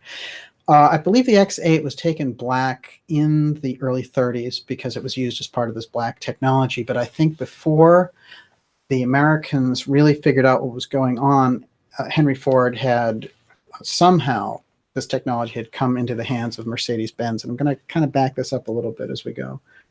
But let's take a quick look at Mercedes-Benz. This was really a Nazi company. And people have done really kind of good bios on the companies and on the figures behind it. What I want to point out is, what was it that was going on here with the technology that they suddenly had in spades? And remember Walter Dornberger being in charge of the rocket program for the Nazis and coming over here and creating the XTECH. You can see the link directly because I've traced the X planes directly through Dornberger's work in the 30s. A lot of people would say, Dornberger is actually Werner von Braun's mentor. He's his commander. So von Braun was just a 22-year-old kid working under Dornberger. So when we go all after von Braun and try to figure out all of his stuff, it's really Dornberger that we need to be paying attention to. Of course, I've pointed out the links between Dornberger and the JFK assassination, which are really bizarre, which is that Michael Paine worked for him, and the Paines were the hosts of the Oswald. And it's so off the wall. And that Bell Helicopter is right in the middle of all that. And Dornberger is the president of Bell Helicopter, and saved from the guillotine in Nazi Germany at the Nuremberg trials for using slave labor and the camps by John J. McCloy, who becomes the president of the Ford Foundation. By the way, people were very upset with McCloy when he got into the Ford Foundation because he kept appointing CIA agents as trustees. So there's something very strange about the technology that Ford developed, the liaisons he had with these Nazis, how that technology kind of peaked with Mercedes-Benz, and then we got Dornberger to continue the X series here. I think we're tracing and tracking a technology that moves. And it moves from America to Germany and then back to America again. Now, we've tracked it from the mystery schools and through the work of, Annie Besant, who was given all the John Keeley advanced technology at the end of the 19th century and decided, oh, the public's not ready for this. So on one hand, you have people protecting us from this corporate raiders. And, you have Helena Blavatsky in the middle of The Secret Doctrine, which is the key theosophical book, chapters on chapters of John Keeley and how the mystery schools can't let his technology out. There's a great report about John Keeley, and I'm bringing him in here kind of, he's connected. If you watch the X shows, you know very well who he is, but he's this extraordinary inventor from the late 40s who's very much like the Philadelphia version of Tesla, let's say. But what he does is he demonstrates an airship for the military in 1897. And according to the person who was there, the thing could fly 500 miles an hour. Now, was that accurate? Was the person making a mistake? Possibly. But if they had 500 miles an hour technology, then it's quite compelling. It's something that we would like to know. And so it's more than just a curiosity. And that technology we know got shipped off to the Theosophical Society when Keeley died, and that these kind of corporate raiders wanted that, but that Annie Besant decided to hide it at that point. So these things have to be kept in mind. Let's keep going. Just a quick look at some of where that X technology went. This is in Nazi Germany, the Fritz X radio-guided bomb. And the X technology, it appears to me, got used into the development of the first space planes, which is something that we also see popping up in Germany. This article from 1973 shows some of the first revelations about the X engine in public after it went black. And it's called Experimental Ford Engines. And it's an interesting little article. It's from special... there's a couple of different journal name, but this one is Special Interest Electronics, and it's called Another Great Archaeological Discovery, where they go through these different motors that Ford left behind. And some of it's just innocuous. It's like, well, there's the motor and all the rest of it. But the X8 is always unusual. People don't even know why it didn't go into mass production or why in the first place Ford put so much into it. I think that the X8 was the version that was going to be the public version of the X technology. Here it is, a la Keeley in the late 1890s. And it never made it out, but it made it out through Ford. And then again, it got snuffed and created a black program. And then somehow, and this is the part that's not particularly clear, which is that the Nazis appear to have gotten their hands on it. So this is where the X question has led us. But let's explore for a moment someone who was very close with the efforts that Ford was making on the pacifist side. This is another very compelling thing. He didn't want the world to go to war again. And he was working with Woodrow Wilson on the League of Nations. And he was trying to keep us out of foreign wars. He thought the incredible destruction of World War I was a tragedy, and he was right. So then next up, he joins up with Gandhi, as we showed earlier. But who did Gandhi join up with but for this pacifist approach? Aldous Huxley. Now, Huxley's a fascinating character, and he wrote Brave New World. And in Brave New World, they celebrate Ford as the year of our Ford, the way we would celebrate Christ. That's the beginning, and the beginning is 1926. Interestingly enough, 1926 is when the X engine comes out. That's when the first patent of it comes out. So I thought that was fascinating. Of course, Ford did other incredible things in 1926, as we know. Still thought that was kind of a fascinating twist. Huxley writes Brave New World, and all the figures in it have this kind of, glamorize this kind of manufacturing assembly line. And so Ford is the ultimate kind of transhumanist symbol. So he becomes God, basically. So an interesting quote from Huxley in relation to this, when he was talking to George Orwell, He said, within the next generation, I believe that the world's leaders will discover that infant conditioning and narco-hypnosis are more efficient as instruments of government than clubs and prisons, and that the lust for power can be just as completely satisfied by suggesting people into loving their servitude as by flogging them and kicking them into obedience. Now, Huxley wasn't suggesting this was a great thing. He was saying inevitably this is where society is moving. And in his incredible novel, Brave New World, we can see he predicted so many of the transhumanist elements that we're seeing coming out now with so much of the pharmaceutical Frankenstein that we've created. I find that really quite fascinating. And we're going to just explore a side angle on Huxley for a moment, which is that he became neighbors with Krishnamurti. And Krishnamurti, of course, as we know,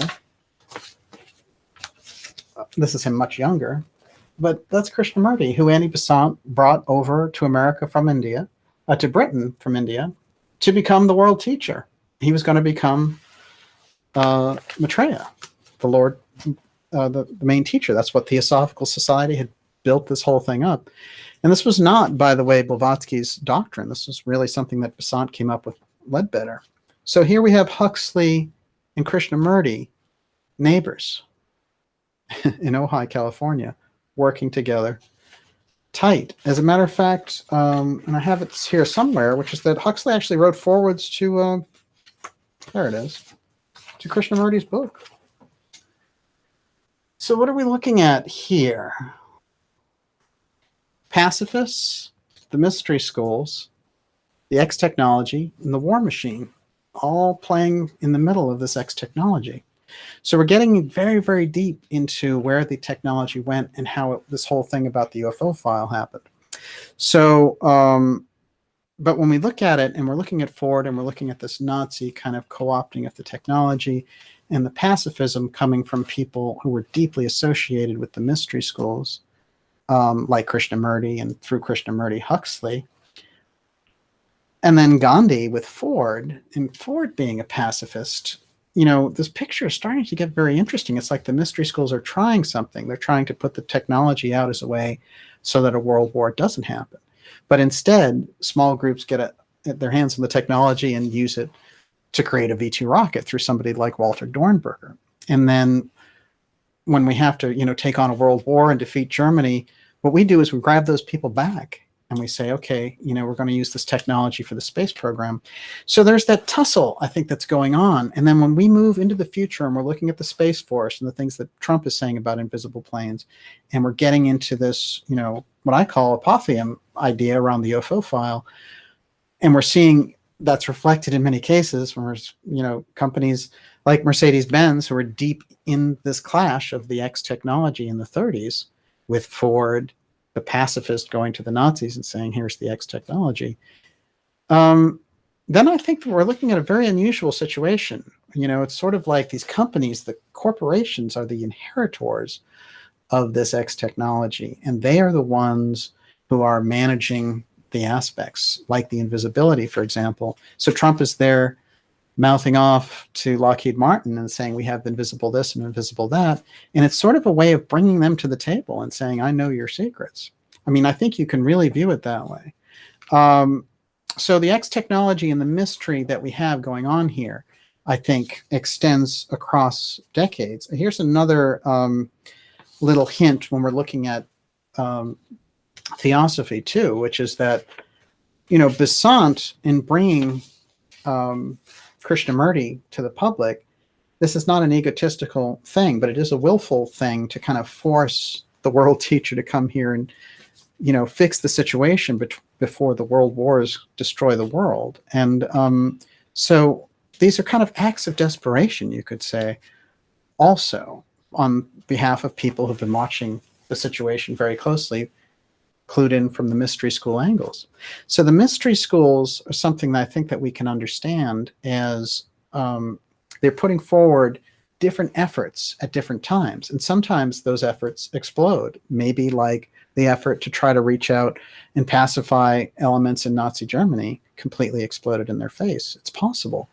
One thing I want to point out about this X technology is that the Horton brothers who are really some of the most advanced people working with Dornberger, and they created the first space planes. They're the first rocket planes. Of course, Dornberger creates these incredible space planes for the American program in the 60s that still hold speed records with that X technology, which is still not very well explained 50 years later. But anyway, the Horton brothers are incredible, advanced inventors, and they create the Horton HO 229, which goes 600 miles an hour. It's the first stealth aircraft. There's your X technology. Stealth in World War II. So, we didn't develop our stealth stuff until, the U-2 is 1959. So, incredibly advanced stuff. The Horton brothers, by the way, interestingly enough, and this is something that Joseph Farrell points out very often, the Horton brothers were on the top of the itinerary of the American military as soon as the Roswell case happened, because they attributed these weird sightings that Kenneth Arnold had seen to the Horton flying wing. And there's a whole group of researchers who look at that. And I do think it's compelling, because I do feel that this incredible kind of invisible UFO idea is linked with the fact that some of these sightings are, you might be saying these are off-world craft, but in some of the sightings you could also say they really are these experimental Nazi craft. But the Horton brothers weren't in Germany anymore after World War II. They'd gone to where? Argentina, and were protected down there too. So there's a chapter missing in our understanding, just like with the Nazi Bell. And the X is quite a significant piece that's missing there when we look at World War II. We're starting to get a hint of it through the work of Ford and his closeness with the Nazis and the pacifist movement of the mystery schools, trying to prevent a second World War. I'm sure they're busy trying to prevent a third one right now. And with that, I am going to turn it over to Miss Olivia. Yes, You're ready? Okay. Would you like to address the fact that Kennedy died in a Ford limo? Wow. It is disturbing. I think what's interesting is what they did with that limo after the fact. Of course, ordinarily you would keep it in the case of a trial. They must have known there wasn't going to be a trial, because they immediately took it to a Ford factory and had the windshield replaced. And in fact, oddly enough, LBJ would drive around in it afterwards, which I find a little bit creepy considering all the knowledge and information we have about him being involved in the crime. It seems a tad morbid, let's say. One thing I want to point out in terms of JFK, if I didn't get to it, which is that JFK's general attitude was that he didn't want the Nazi scientists that we brought over here to get too far ahead of what NASA was trying to do. He didn't want them to form their own little band, and in fact that they did, and it disturbed him. And I point out in this program very often the actions he took with Blue Gemini, pulling that back from NASA and the Nazi group that was working to create this kind of, space superiority at the time. He did not want the space program used for militaristic purposes. That's all we hear about now, which is the militarism and the militarization of space. There are actually treaties from 1968 that prevent this. So keep that in mind as we go here, that there's no reason to militarize space. The other thing I would mention is that I do want everyone to go to darkjournalist.com to sign up for our newsletter, and that keeps us in touch with each other. And I think it's a kind of the best way, because with all the social media attacks that we have going on, you never know if the channels are going to be there the next day. So go there. It's a free newsletter, and that's how we stay in touch. Support the show, get behind the things that are giving you the information, that are not part of the circus, that really are against the junk conspiracy. We're against junk conspiracy here. We want to give you the right information. I don't want to see you or me waste any time. We're going to get right to the important work, and we're going to share the great work of people like the great authors and experts that we have on the show. And of course, on Friday, we had former Assistant Housing Secretary Catherine Austin Fitts. That show is a must, so I highly recommend it. Don't be shy about getting behind the series. Subscribe to Dark Journalist. It's incredibly affordable. I think we made it something like $4 a month. And also, this is the perfect time to do it, because we're going to be doing things for subscribers. You're going to want that subscription. Next week we have Catherine Austin Fitts Part 2, right? And that's for subscribers only? Yeah, right. That's for subscribers also. And, you know, I would say generally the material that's coming out is extraordinary. Okay, what do you have? Okay, JJK, do you think that the letter of LBJ perhaps is an admission of guilt for JFK's death? It could be. Look,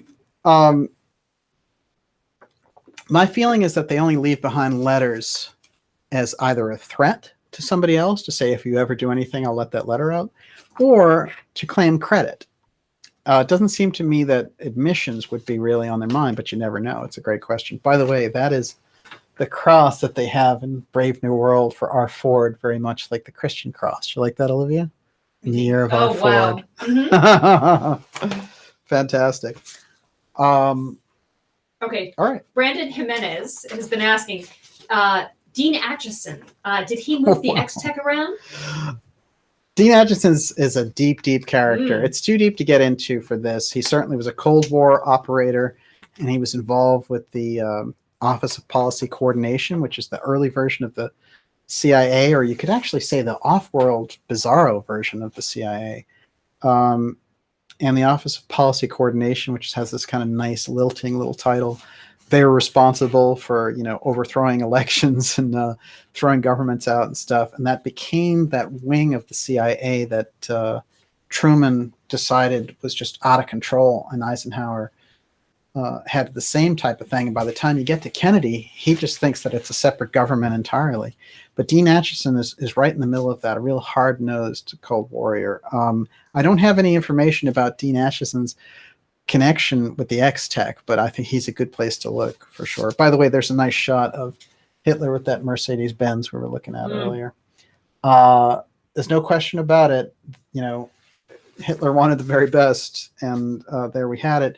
And of course, Hitler's control of Germany from 1933 to 1945, completely dominating the scene as the dictator for 12 years after being marginalized in the early 20s and writing Mein Kampf and these things. You know, when we really look at Hitler, we do not have the clear, complete picture on Hitler. And I think it's kind of important for us to look at things like the XTECH.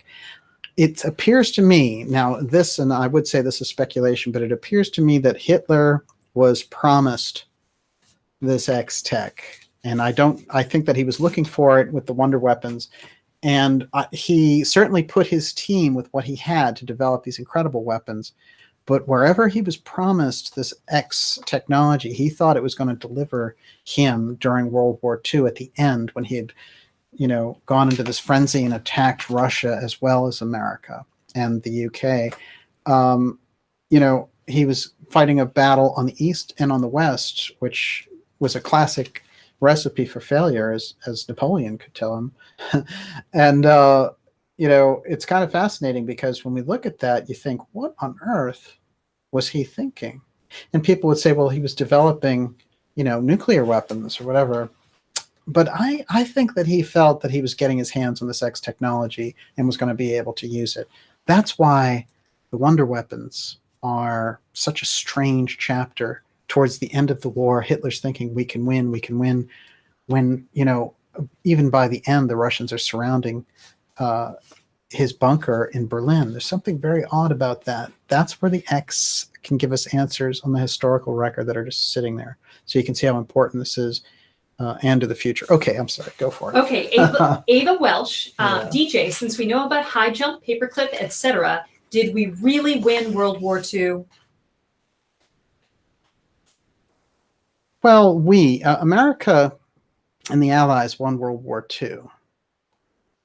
That's pretty clear. But there were things that were unclear about the victory. That is, not all the aspects that you would expect. Jim Marrs used to point out to me, and, you know, he passed away last year, but what an incredible researcher he was. And we had long, long conversations where he gave me a lot of insight into that and his study around the Nazis. And he said, you know, it's true that the German party, you know, the German military did surrender to the Allies, but there were no Nazi representatives when they did. I thought that was quite unusual. People like Peter Levenda have done great work about the rat lines, for example, and escaping Nazis through the Vatican as it became more and more obvious that they were going to lose the war.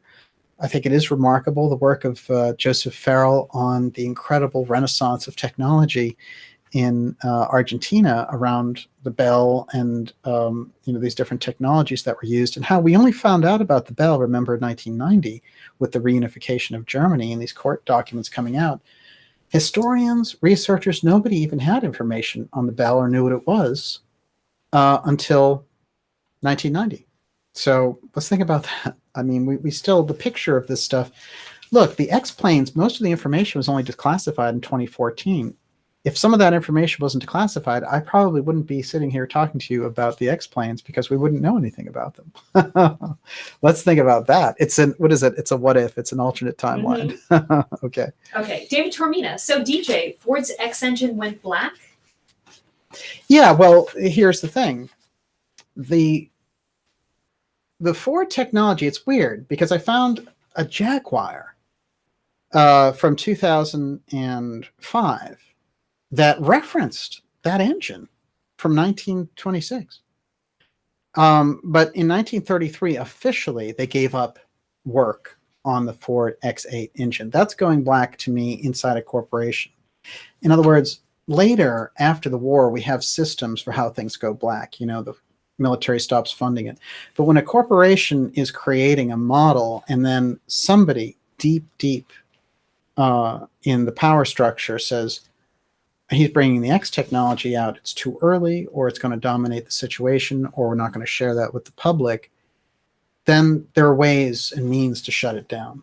And so the official story is that it was from lack of popularity or something ridiculous like that. But if you go into that story about the X8 engine, it's very unusual. There's tons of missing information and intel about what Ford was trying to do. But I will tell you this, he was the most excited about the X8. They said, if you go into the record on it, he was so excited about bringing this out to the public. And there is something with all the controversies. There's a great altruism to Ford, which is he does seem to have this kind of middle America idea of creating fairness, creating balance.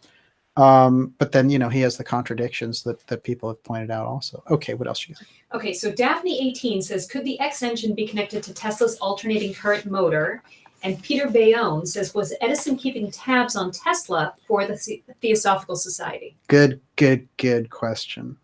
Well, I'll tell you what I did find out about Edison in relation to Ford, which is that he was the one who said, you should take your ideas on the side of automobiles and really put them into use. And he supported Ford in that endeavor. So he had him as an engineer, as a chief engineer, and he had this relationship with him. Now, Edison being part of Theosophy, look, Edison's a guy who got a reading from Edgar Cayce. Okay, let's think about that. And I'm going to take a really wild spin with your question and bring Edgar Cayce in here. Edgar Cayce talked about a technology that the Atlanteans had, which could go invisible and fly through mountains. So actually lose mass and then recreate itself. That's apotheon in the way that I describe it. It's an effect that changes the physical laws as we know it.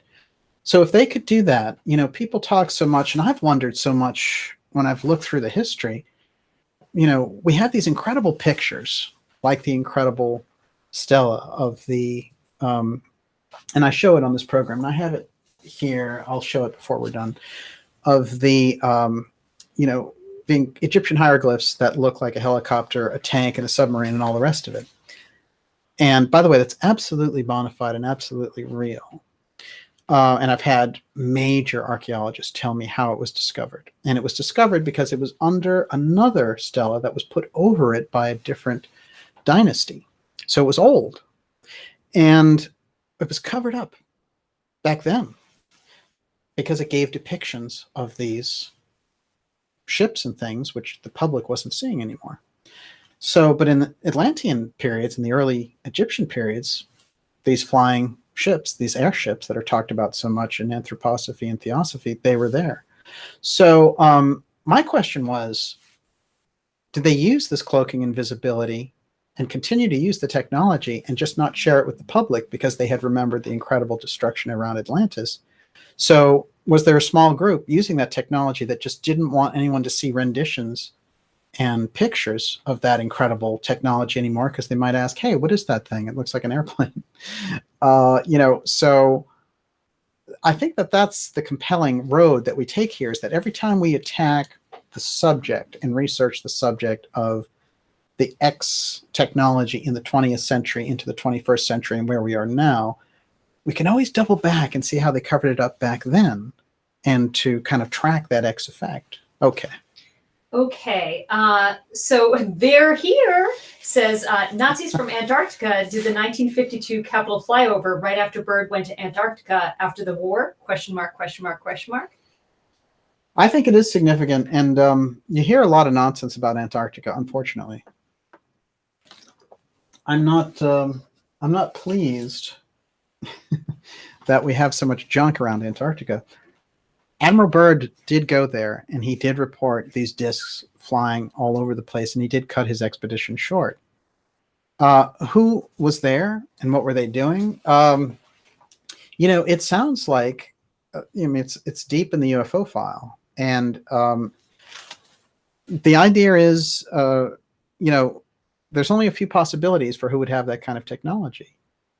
An advanced civilization that was still operating side by side with us here, but keeping their presence unknown, an off-world civilization, or a kind of like the Germans, the Nazis, a small Nazi group that had decided to survive the war with the way we know that some Japanese did after the war. It wasn't very successful for them.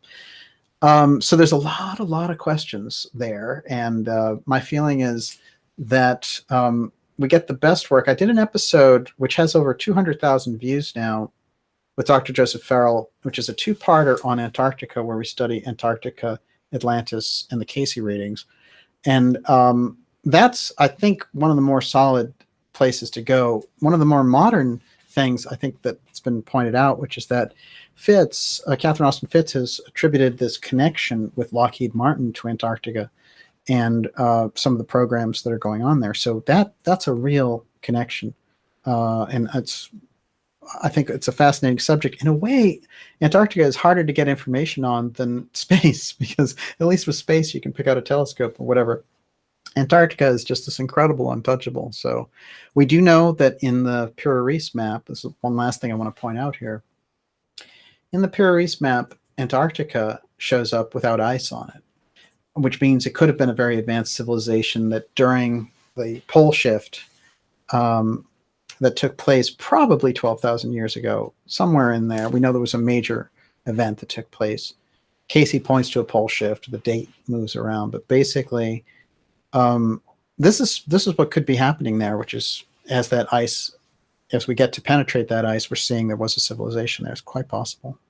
Okay, this is so great. Everyone's got such good questions They're tonight. fantastic. Okay, Bo Krills. Daniel has mentioned the Dornberger von Braun connection. What about Hermann Oberth, who said, the fact is, when it comes to German high technology, quote, we've been helped. Right, we had help, absolutely. And we know that Carol Rosen, who had this incredible relationship with von Braun after he was here in America. I think it's quite interesting, actually, when he was working for Fairchild Industries, and the things that he shared with her and the things that he told her about.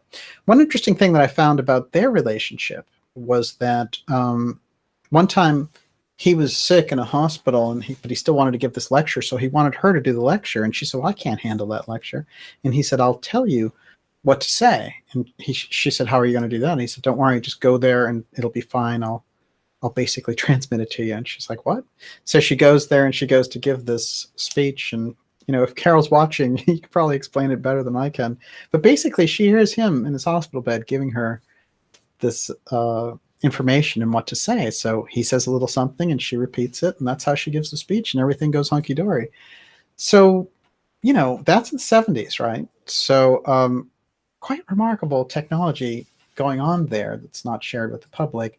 Or was he sharing it psychically? Or is there some kind of mix with the Nazis of psychic technology that is also telepathy? There's a lot of unanswered questions, but I think when we get into those relationships, we see glimpses of it. Griffin Eagle 7, was a treaty signed at Antarctica? Oh, that's not interesting. I don't think there's any proof of that, but I do find it interesting when those things come up. But, it's hard to say. The idea is that it's quite possible that with the Admiral Byrd story, that we could see possibly, if it were an off-world civilization, it's kind of a great place for a base because no one ever goes there. So let's think of it that way. So in that sense, I don't think it's impossible. Okay. Here's the ultimate question. Medley Childress, do you think Hitler died at the end of the war? No. I remember very distinctly when they did real tests on that skull that was still in the hands of the Russians. After the fact, they found out that the skull that they thought was Hitler's was female. So then later they tried to do this thing where they were like, oh yeah, some scientists did go in there and it turns out that it was Hitler's skull or whatever. And, they were trying to say that dental records did it. No, it makes more sense that they would try to get Hitler out just as a figurehead. And I think that Joseph Farrell's done good work showing that Martin Bormann actually took over the Nazi Party in the post-Nazi period, and that it ran predominantly from South America, and that the one real connection that we can see with it, the Nazi loot and how it got divvied up, is the beginning of the Bilderberg groups. It's that Nazi post-war fascist influence. And Jim Mars told me that a lot of the racial characteristics got stripped out of it, and it was just operating as this kind of fascist international, and it was working with all these different groups. So there's a lot of mysteries there for sure. I don't think that we have all the answers, but yeah. South America is the place. That's where we need to, that's where people have done the majority of the really good work around this, I think. Okay. Nicholas Karupas. I want to say this before we go any further. Mm-hmm. Even if somebody didn't accept the fact that elements of the Nazi Party survived and were in Argentina and developed things under the protection of Juan Perón, the idea that Nazis survived, we know is a fact because Nazi hunters have tracked them down, etc. And the idea that they would maintain the Nazi philosophy after the war happened and then try to do something to influence after holding this worldview for so many years, you think they're just going to give it up? Seems to me they would try to continue this tradition and this legacy. So this idea of post-war fascist international doesn't seem far-flung to me. Okay. Nicholas Karupas. Olivia, please ask DJ if any connection of Horton Brothers and Kurt Tank of Volka, Wolf, and X. Oh, fascinating.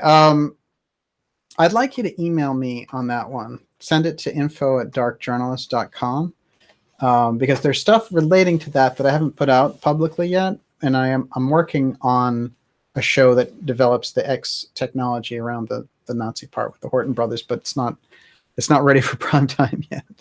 Okay. Sam Raven, what do you think of the Black Knight mystery satellite supposedly first detected by Tesla by radio emission?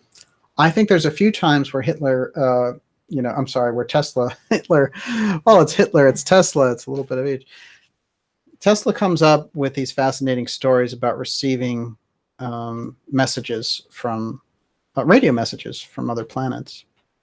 I think that the whole thing about the satellite, the Black Knight satellite, many people have seen it, and it's been reported.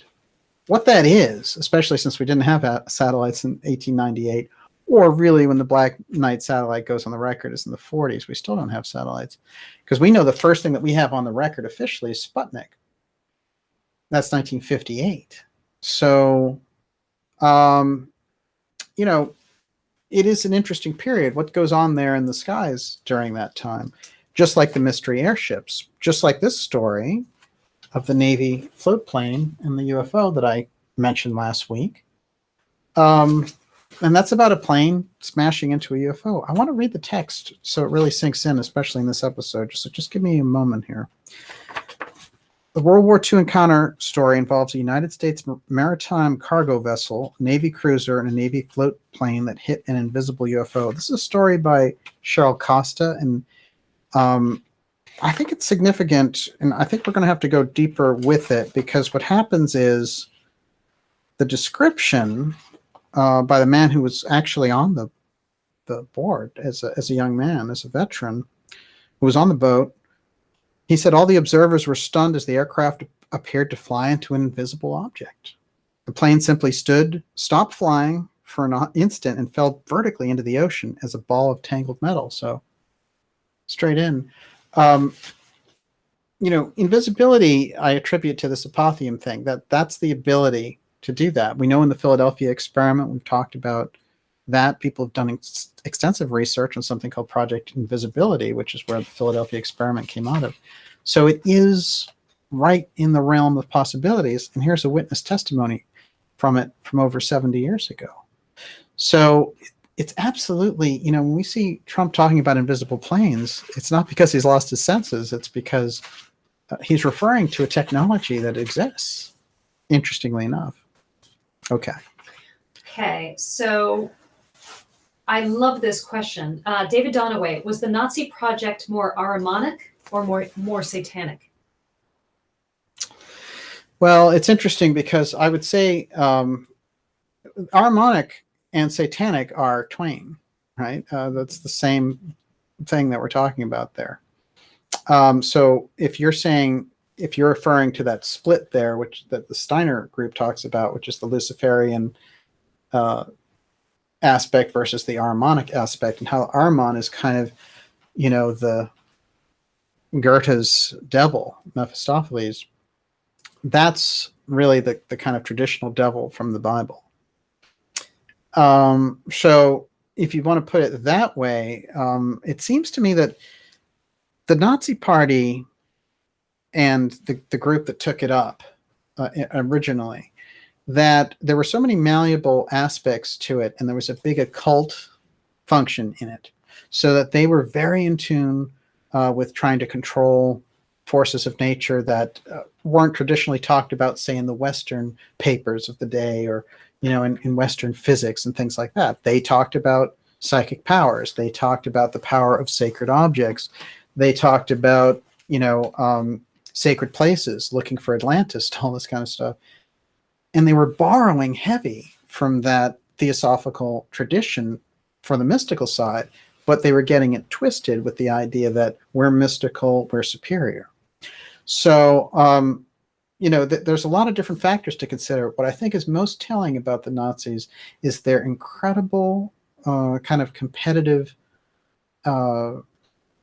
this really, the way that they treated the Anthroposophical Society and burning down the Goetheanum that Steiner had created, that they didn't want competition on that side. And they could see that Steiner's work was seeing right through something like a National Socialist type of thing, this incredible imperialism that was entering into Germany. And they didn't want this kind of real representatives of the mystery schools as competition. And so they made it incredibly difficult for anthroposophy at the time. And burning the Goetheanum is, I think, really telling. It kind of answers your question the most, I think. But it's a great question. Okay. Brandon Jimenez again. DJ, Besant stated that secret tunnels under the pyramids of Giza. Did the X originate from Egypt? It looks like the X came over from Atlantis, and that the way that Casey talks about Atlantis is that the three major places that maintained the information in the Hall of Records were Egypt, under the Sphinx, Bimini, like where the Bimini Road is under the water, and in Yucatan. So the kind of tie-over record of the X, which is the two-eye crystal in essence, that he identifies, TUAOI, that's the X technology in the Atlantean period. And so that's the records of it came over from Atlantis originally. And whatever they did, Steiner talks about it, the mystery schools reference it in Steiner's work, in Casey's work, in Besant's work, and in Blavatsky's work.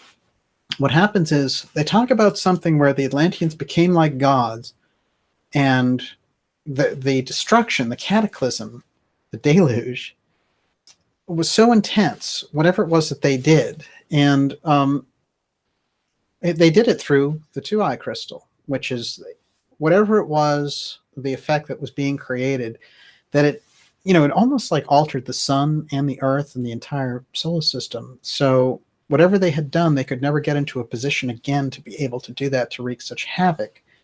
So the mystery schools had made a decision after the destructions of Atlantis to keep this information secret. And the X Steganography, if you look, we showed examples from the Book of the Dead, show that pretty well. I mean, they have these different figures that are holding the X. And then I'm not saying that we understand all the language that's involved in how those symbols are used, but there's no question that the advanced technology was hidden after that point, and it didn't resurface until centuries later, and here we are. Okay. BV, what else you got? Any known instances of X Steganography in Baghdad? I'm reminded of the conversation with Farrell about the shadowy group of soldiers that raided the museum basement there post-invasion. Absolutely. And Farrell's done incredible work too about how some of these Sumerian stories that talk about this incredible battle over the Tower of Babel, this is really kind of fascinating, because the technology that was hidden there, it's just like the Sodom and Gomorrah story, because the Sodom and Gomorrah story has all these apotheon elements, right? Things blink out and nobody can go near it. And it sounds like a nuke explosion, but it sounds actually a lot deeper than that if you think about it. And there is that whole thing about nothing grows there, and all the rest. So I understand people making that comparison. The Sumerian story is unusual, and there are aspects in the Sumerian story where they say some of the technology, there's actually a catalog for the technology that they had that they needed to get rid of. It's almost like a treaty of like, hey, we've beat you in this war, now get rid of your weapons. But there's some of them that are listed there, and this is something that Dr. Farrell pointed out to me, which I found absolutely incredible, which is that some of the weapons that they were ordered to destroy by the gods, say, destroy these weapons that you have, humans, some of those weapons were listed as indestructible, so they just had to be buried somewhere. That strikes me as the crystals, because the nature of the crystals, the way the firestones are described by Casey, really they could utilize the entire power of the sun. So the Atlanteans did all kinds of things with them. In his story, it's a completely advanced civilization. And I want to say that, like, people do not understand when we have these stories that come out about Casey, or we have people running around saying, I'm Edgar Casey or whatever. It's a real shame, because here we have incredibly intelligent, insightful work around Atlantis, giving us the most cutting edge, advanced civilization, glimpse of a civilization, and relating how they were using it on one side as spiritual technology to interface with these higher realms, and how this other group, that's the Amelius group, and how this other group, the Belial group, were using it the way that the kind of corporate raiders are using it now, to try to herd and harvest humanity through brute force. That's what got them into trouble in the first place. So that battle, the Belial versus the Amelius team, seems to go on even now. Okay, I want to make sure we have time for Najat's question. It's great. Based off Dr. Judy Wood's evidence of secret technology bringing down the towers on 9/11, could invisible planes been used to bring down the towers? Well, I think Judy Wood's work is incredible, and it's widely, there's been a lot of controversy around it, and I think that people had certain set ideas on the alternative side about 9/11 and how everything happened, because it's an extraordinary series of events, and it's not explained. There's a classic version of the official story and the counter story, which people call the conspiracy theory, right? And then we see the wild, crazy stories about 9/11. Judy Wood's story is actually the most plausible, which is that some kind of energy weapon was used to destroy the towers. And there's a lot of evidence for what she's put forward. And I know that people had talked about holograms and things like that. And the truth is that, it's very difficult because there are real planes involved. I don't think there's any getting around that. And I think that the idea that they were remote controlled planes is quite possible. That there's invisible tech in something like 9/11, I think, is quite possible. Obviously, the energy weapons are invisible, but their signature isn't. So I guess half a yes would be the good answer there, but it's a great question. And I think New York still reverberates with that event. I don't think there's any question about it. Chris Davies, do you think directed energy weapons are responsible for some of the forest fires? Yeah, well, I mean, Catherine some of them, does. yeah, it's true. It's tough. This is a tricky thing because I think weather warfare is used. Remember, it's something that we've talked about, and we actually said that William Cohen is the person who said it, and he was the defense secretary under Clinton, even though he was a Republican. And during congressional testimony, he let out this little bit about, well, we're trying to make sure that the terrorists don't get their hands on these weather warfare weapons that we have. And then everyone was like, what weather warfare weapons? And so, we've talked extensively with people who've worked on HARP. Of course, Elena Freeland's work on this certainly points to the idea that they're controlling the weather on some aspects.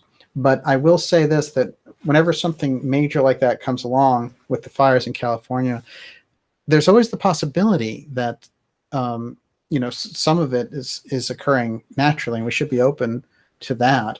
And I think we should always look for the signature of something unusual taking place there that might be motivated and by something political, for sure. Okay. But wow, yeah, for people who are going through that, unbelievable. And I hope that everyone's able to get through it, just like with the Hawaii volcanoes. This is something that was in the Casey readings. He warned us that this was the era of these earth changes. So some of it will be the earth. It won't always be Mr. Global firing his energy weapon. It is the earth changing. And what we need to do there is have good community networks to get through it. Titan-blooded, why is this spiritual development always connected with technology development? Yeah, well, this is the thing. Ideally, I think the mystery schools want to connect the two. I think the problem is that we've gotten away from it. And this is what Oppenheimer said, and people like Sarbarker, who got written out of the history books, who I'm always going to mention on this show because Sarbarker is right up there with his kind of openness about what we were doing. But the idea is, really, as far as humanity is concerned, the advancement can't be monitored from a strictly non-spiritual level. This is what the mystery schools decided in 1840, and it's a massive moment when they say we have to let all of this material out. We have to stream things into humanity in the West that just were kept underground before, like reincarnation, like the hidden history of Atlantis, like psychic abilities, like spirit communication. They have to try to let this stuff out and hope that the public doesn't get abused by small groups taking it and using it against them, which we see so much in society today. So they're taking the big chance. And the reason is because we can't just move forward with technological process without the character building, ethics building, spiritual development that goes along with it. And when we do, we get the kind of upside down civilization like we have now.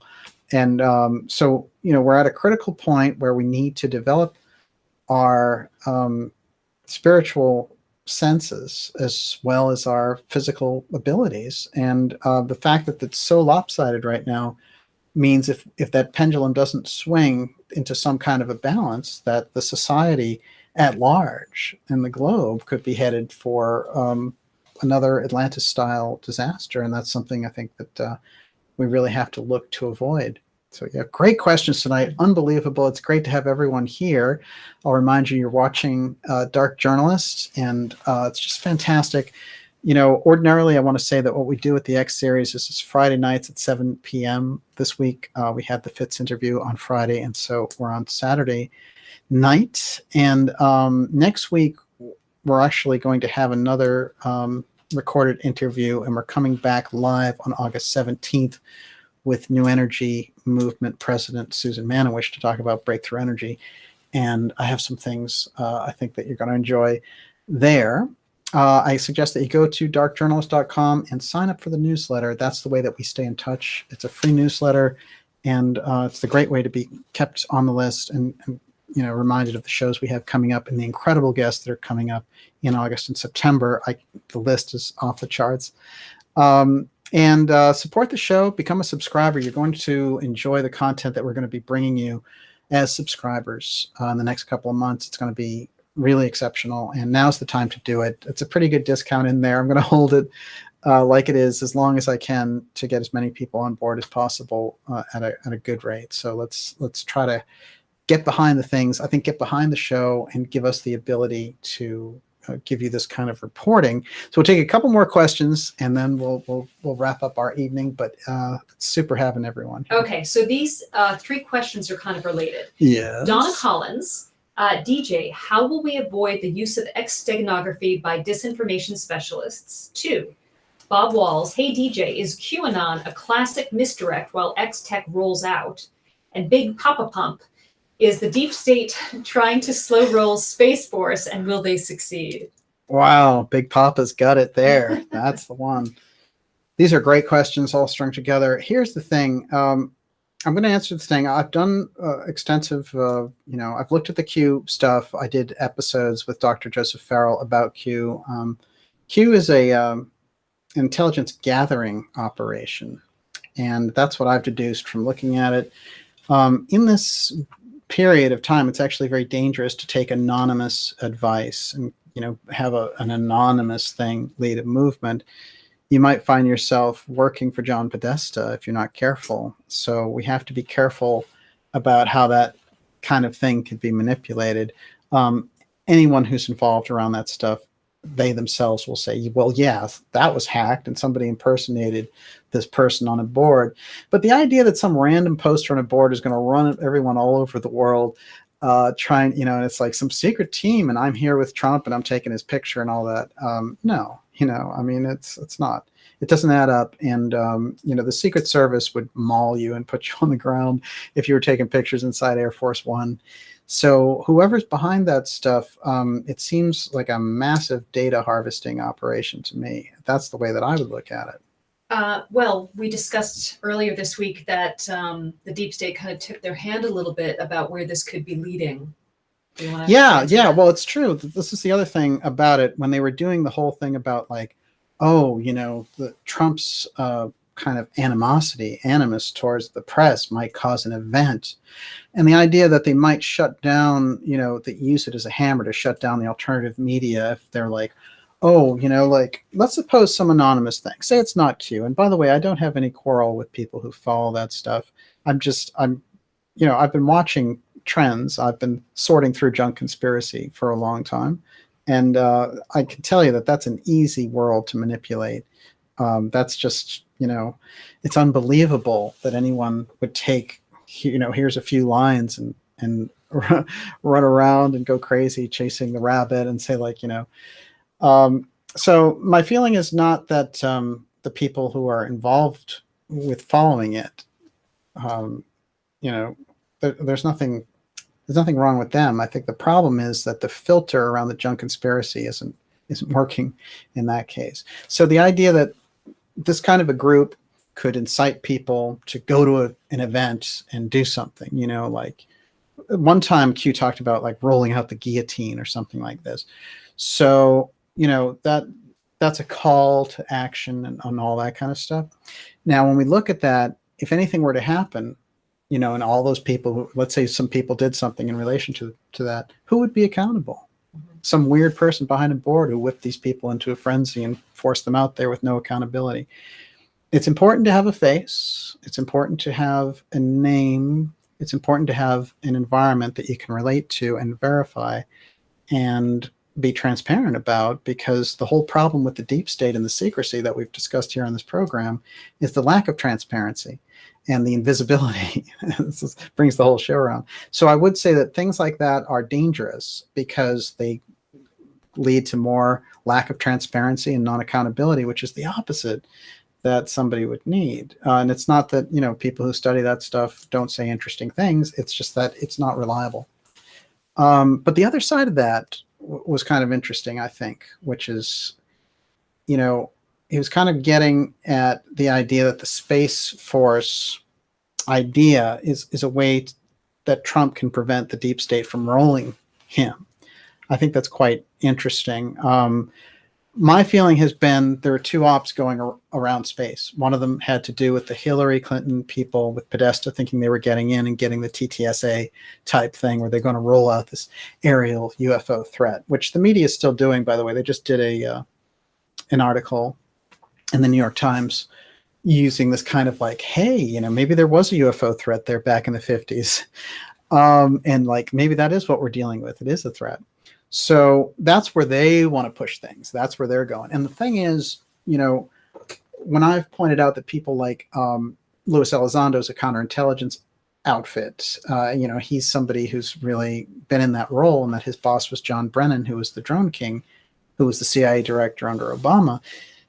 How can anyone in this field who studied this stuff and knows how much the government has done to cover up the UFO file, how could anyone tolerate that as you know, as somebody who you think are going to get legitimate information from? Doesn't, you know, and I don't mind pointing out people like George Knapp kissing up to Luis Elizondo and other UFO researchers. It's absurd. You spend years and years talking about how the government blocked this stuff, and then a CIA counterintelligence guy is going to give you the truth about UFOs. It doesn't add up. So it's quite remarkable, I think, that the situation that we get into. But remember, the other side is that Trump wants his piece of that UFO file as well. So therefore, it's really important to him to announce something like the Space Force without getting any approval from Congress or the Senate or anything, because he knows that this is the space, you know, it's the time of the space economy, and he wants to be right in the heart of it. But I think that the suggestion really is that the militarization of space, they seem to be bringing that on, and that's something that I think needs to be resisted. Okay. Okay. Ether Steel. Is it possible that the glitches in the Matrix are becoming more apparent to us now that we're becoming increasingly more aware of its presence and existence? I think it's interesting. I think that there's no doubt about it. It's quite an interesting period. Every kind of awakening, I think, is fascinating. And I think it's personal, really, and then it becomes global.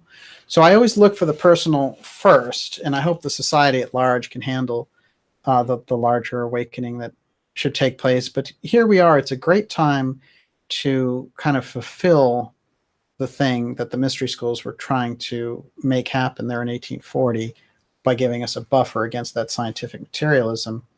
And when they were looking out at that field and thinking to themselves, you know, as Rudolf Steiner just described it, that humanity won't be recognizable in 100 years. We can't afford to hold back and sit on this information. We need to let the information out so people can reach a higher kind of spiritual, have a shot at it without being completely covered over in this material junk. And scientific materialism, which would just say whatever you can measure is what exists, and completely denying the spiritual realities behind those measurements and behind the things that can be measured. So I think what the kind of the challenge that those groups have given us into the 21st century is to really, you know, raise our own consciousness so that these things become clear. And something like the X Steganography can help us do that, because very often people will say, well, I don't know what to believe. You know, there's so many things out there. So if we find a pattern around, you know, the same way that we were able to unlock the hieroglyphs of Egypt and read the language, if we find a pattern around this secrecy and it's locked in this steganography of the X, and we see some pushback in, you know, with groups like MSNBC talking negatively about steganography, it's a good signal that you're getting close. You're getting close. We're getting close in with this research. Remember, that's the kind of thing that we do here. And mostly we can do that because we don't spend time on the junk conspiracy, on the flat earth, on the junk. So it's an important thing. And, I think it's a great time for us to lift ourselves up. Okay, we'll take 2 more questions and we're out. Okay, channeling the heart, Barbara Joyce. How does alchemy differ from apotheon? Oh, that's really interesting. Well, alchemy is this incredible process. It's a combination of factors, and it's magic in essence. Apotheon, the way I understand it, apotheon can be a very upside down process, and it's very difficult. It's overstimulating for one human being. So it's a senses disorientation, reality disorientation effect that takes place when we encounter it. So how people have talked about raising their kundalini, and they get into these states which they're completely, it's like their astral body and their physical body are completely separated. And they go into these states. And Gurdjieff talked about how at times there were certain mystery schools that would put people into these states using drugs back then. So he's talking about early 20th century, late 19th century. And then the person would reach this kind of enlightened state for a certain time and then go mad, basically. So there is some consideration there. It reminds me of that scene in 2001, Space Odyssey, when they're showing him all this stuff at the end. It's sort of like you're looking at him and thinking, he's only a human being, can only take in so much information.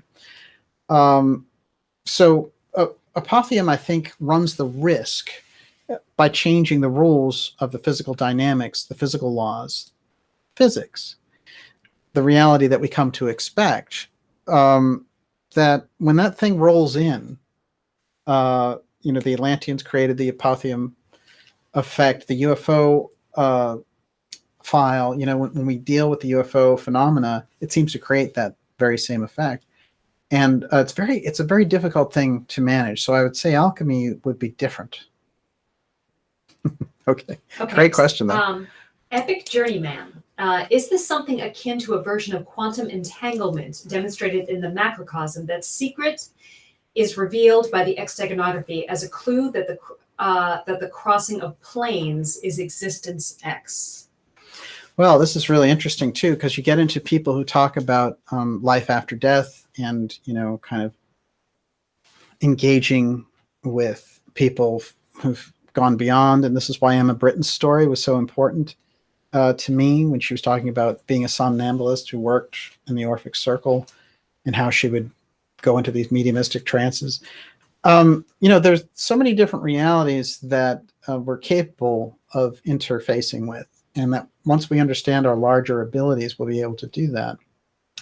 Right now, it just feels like only a few of us can. But I think that you're on the right track thinking that, when we start to think about planes, it gives us some kind of a hint that there's more realities going on beyond the kind of thin veneer of everyday reality, that we see there's something much deeper behind it. And this is what people like Ouspensky and Gurdjieff and Casey were trying to get to.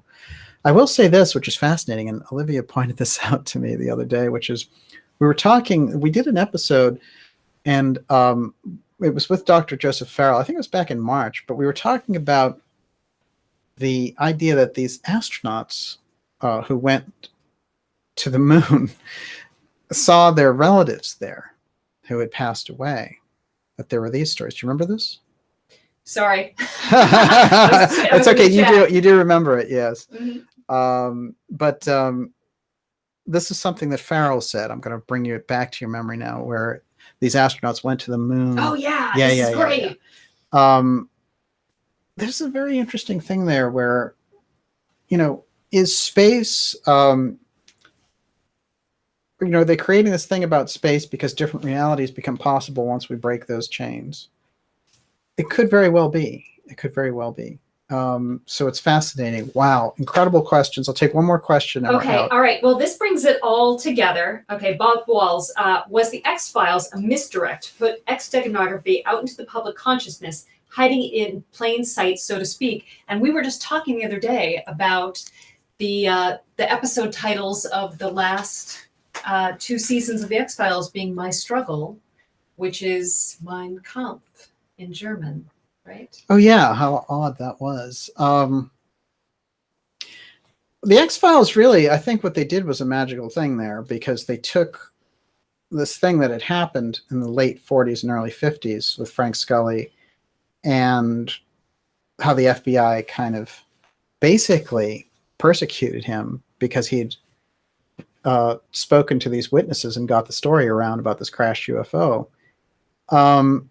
I think if anything, it did a great deal for the culture at the time. It was part of that 90s wave where it looked like some kind of disclosure around this other reality was going to take place in public, which is quite remarkable. So if anything, I think it's done a good job of raising our consciousness around those things. And let's face it, Chris Carter is a very unusual person to be able to encapsulate all these different things. But I do think it's funny that the pop culture has to reflect the fact that this X is coming forward, and the X-Files was part of that. I'll tell you, I see more of it all the time now because, we've mentioned here there have been attacks on steganography in the popular media. But we've also seen that this term that somebody used in a question there, hiding in plain sight, this is steganography, and I've pointed it out over and over again. But now we see people using this term a lot more, hiding in plain sight, but not referring, just kind of floating it out there. It's almost like this term, hiding in plain sight, is becoming much more commonplace now.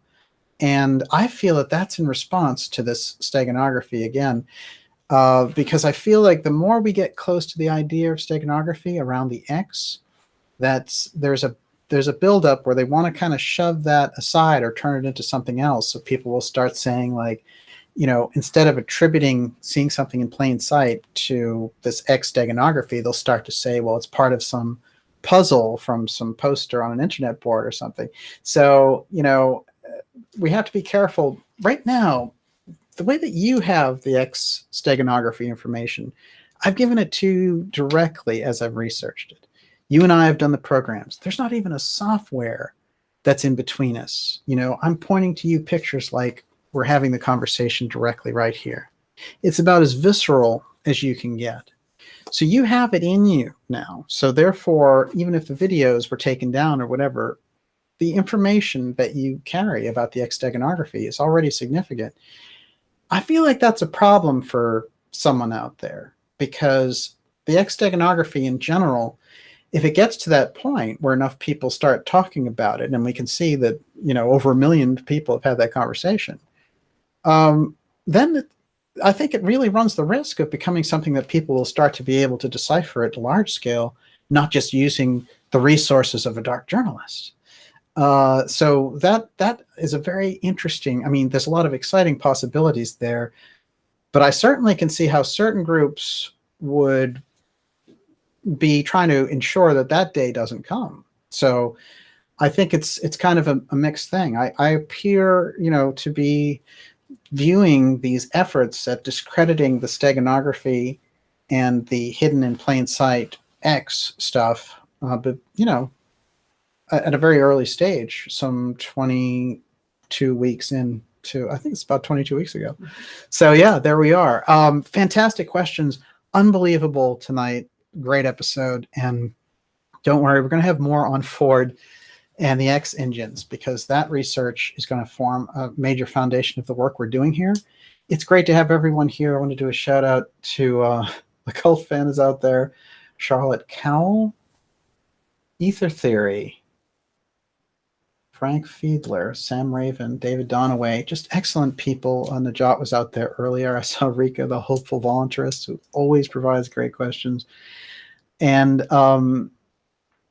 Occult Priestess is out there, and Bokrels. Yeah, excellent questions. Amazing stuff. Next week, we'll have a very exciting pre-recorded... Oh, wait. I'm going to throw one crazy question in. Okay, so Ice Angel says, Olivia, please ask DJ if he thinks the predator-type stalkers that have been reported for many years, cited by hunters, was a precursor to the invisibility tech discussed tonight, alien or human, and of course the Predator movies. Hey, listen, if you watch the Predator movie, it has Jesse Ventura in it. And Arnold, right? Yep. Unbelievable. So that alone is going to guarantee The original's great. an entertaining evening. Well, we don't know. Actually, Predator 2 is supposed to take place in Los Angeles. We never watched it That's true. because it's too weird. But it is interesting because there you have that invisible character moving around. And we've seen some unusual things in relation to invisibility. There was that very strange, and it couldn't be verified, but it was looked like this invisible soldier in the Iraq War getting into a tank. I think those things need to be looked at in light of the fact that we're talking now about invisibility. Invisibility is something that I think we could become aware of, and we could kind of force awareness about from the establishment, which has been hiding it for so long.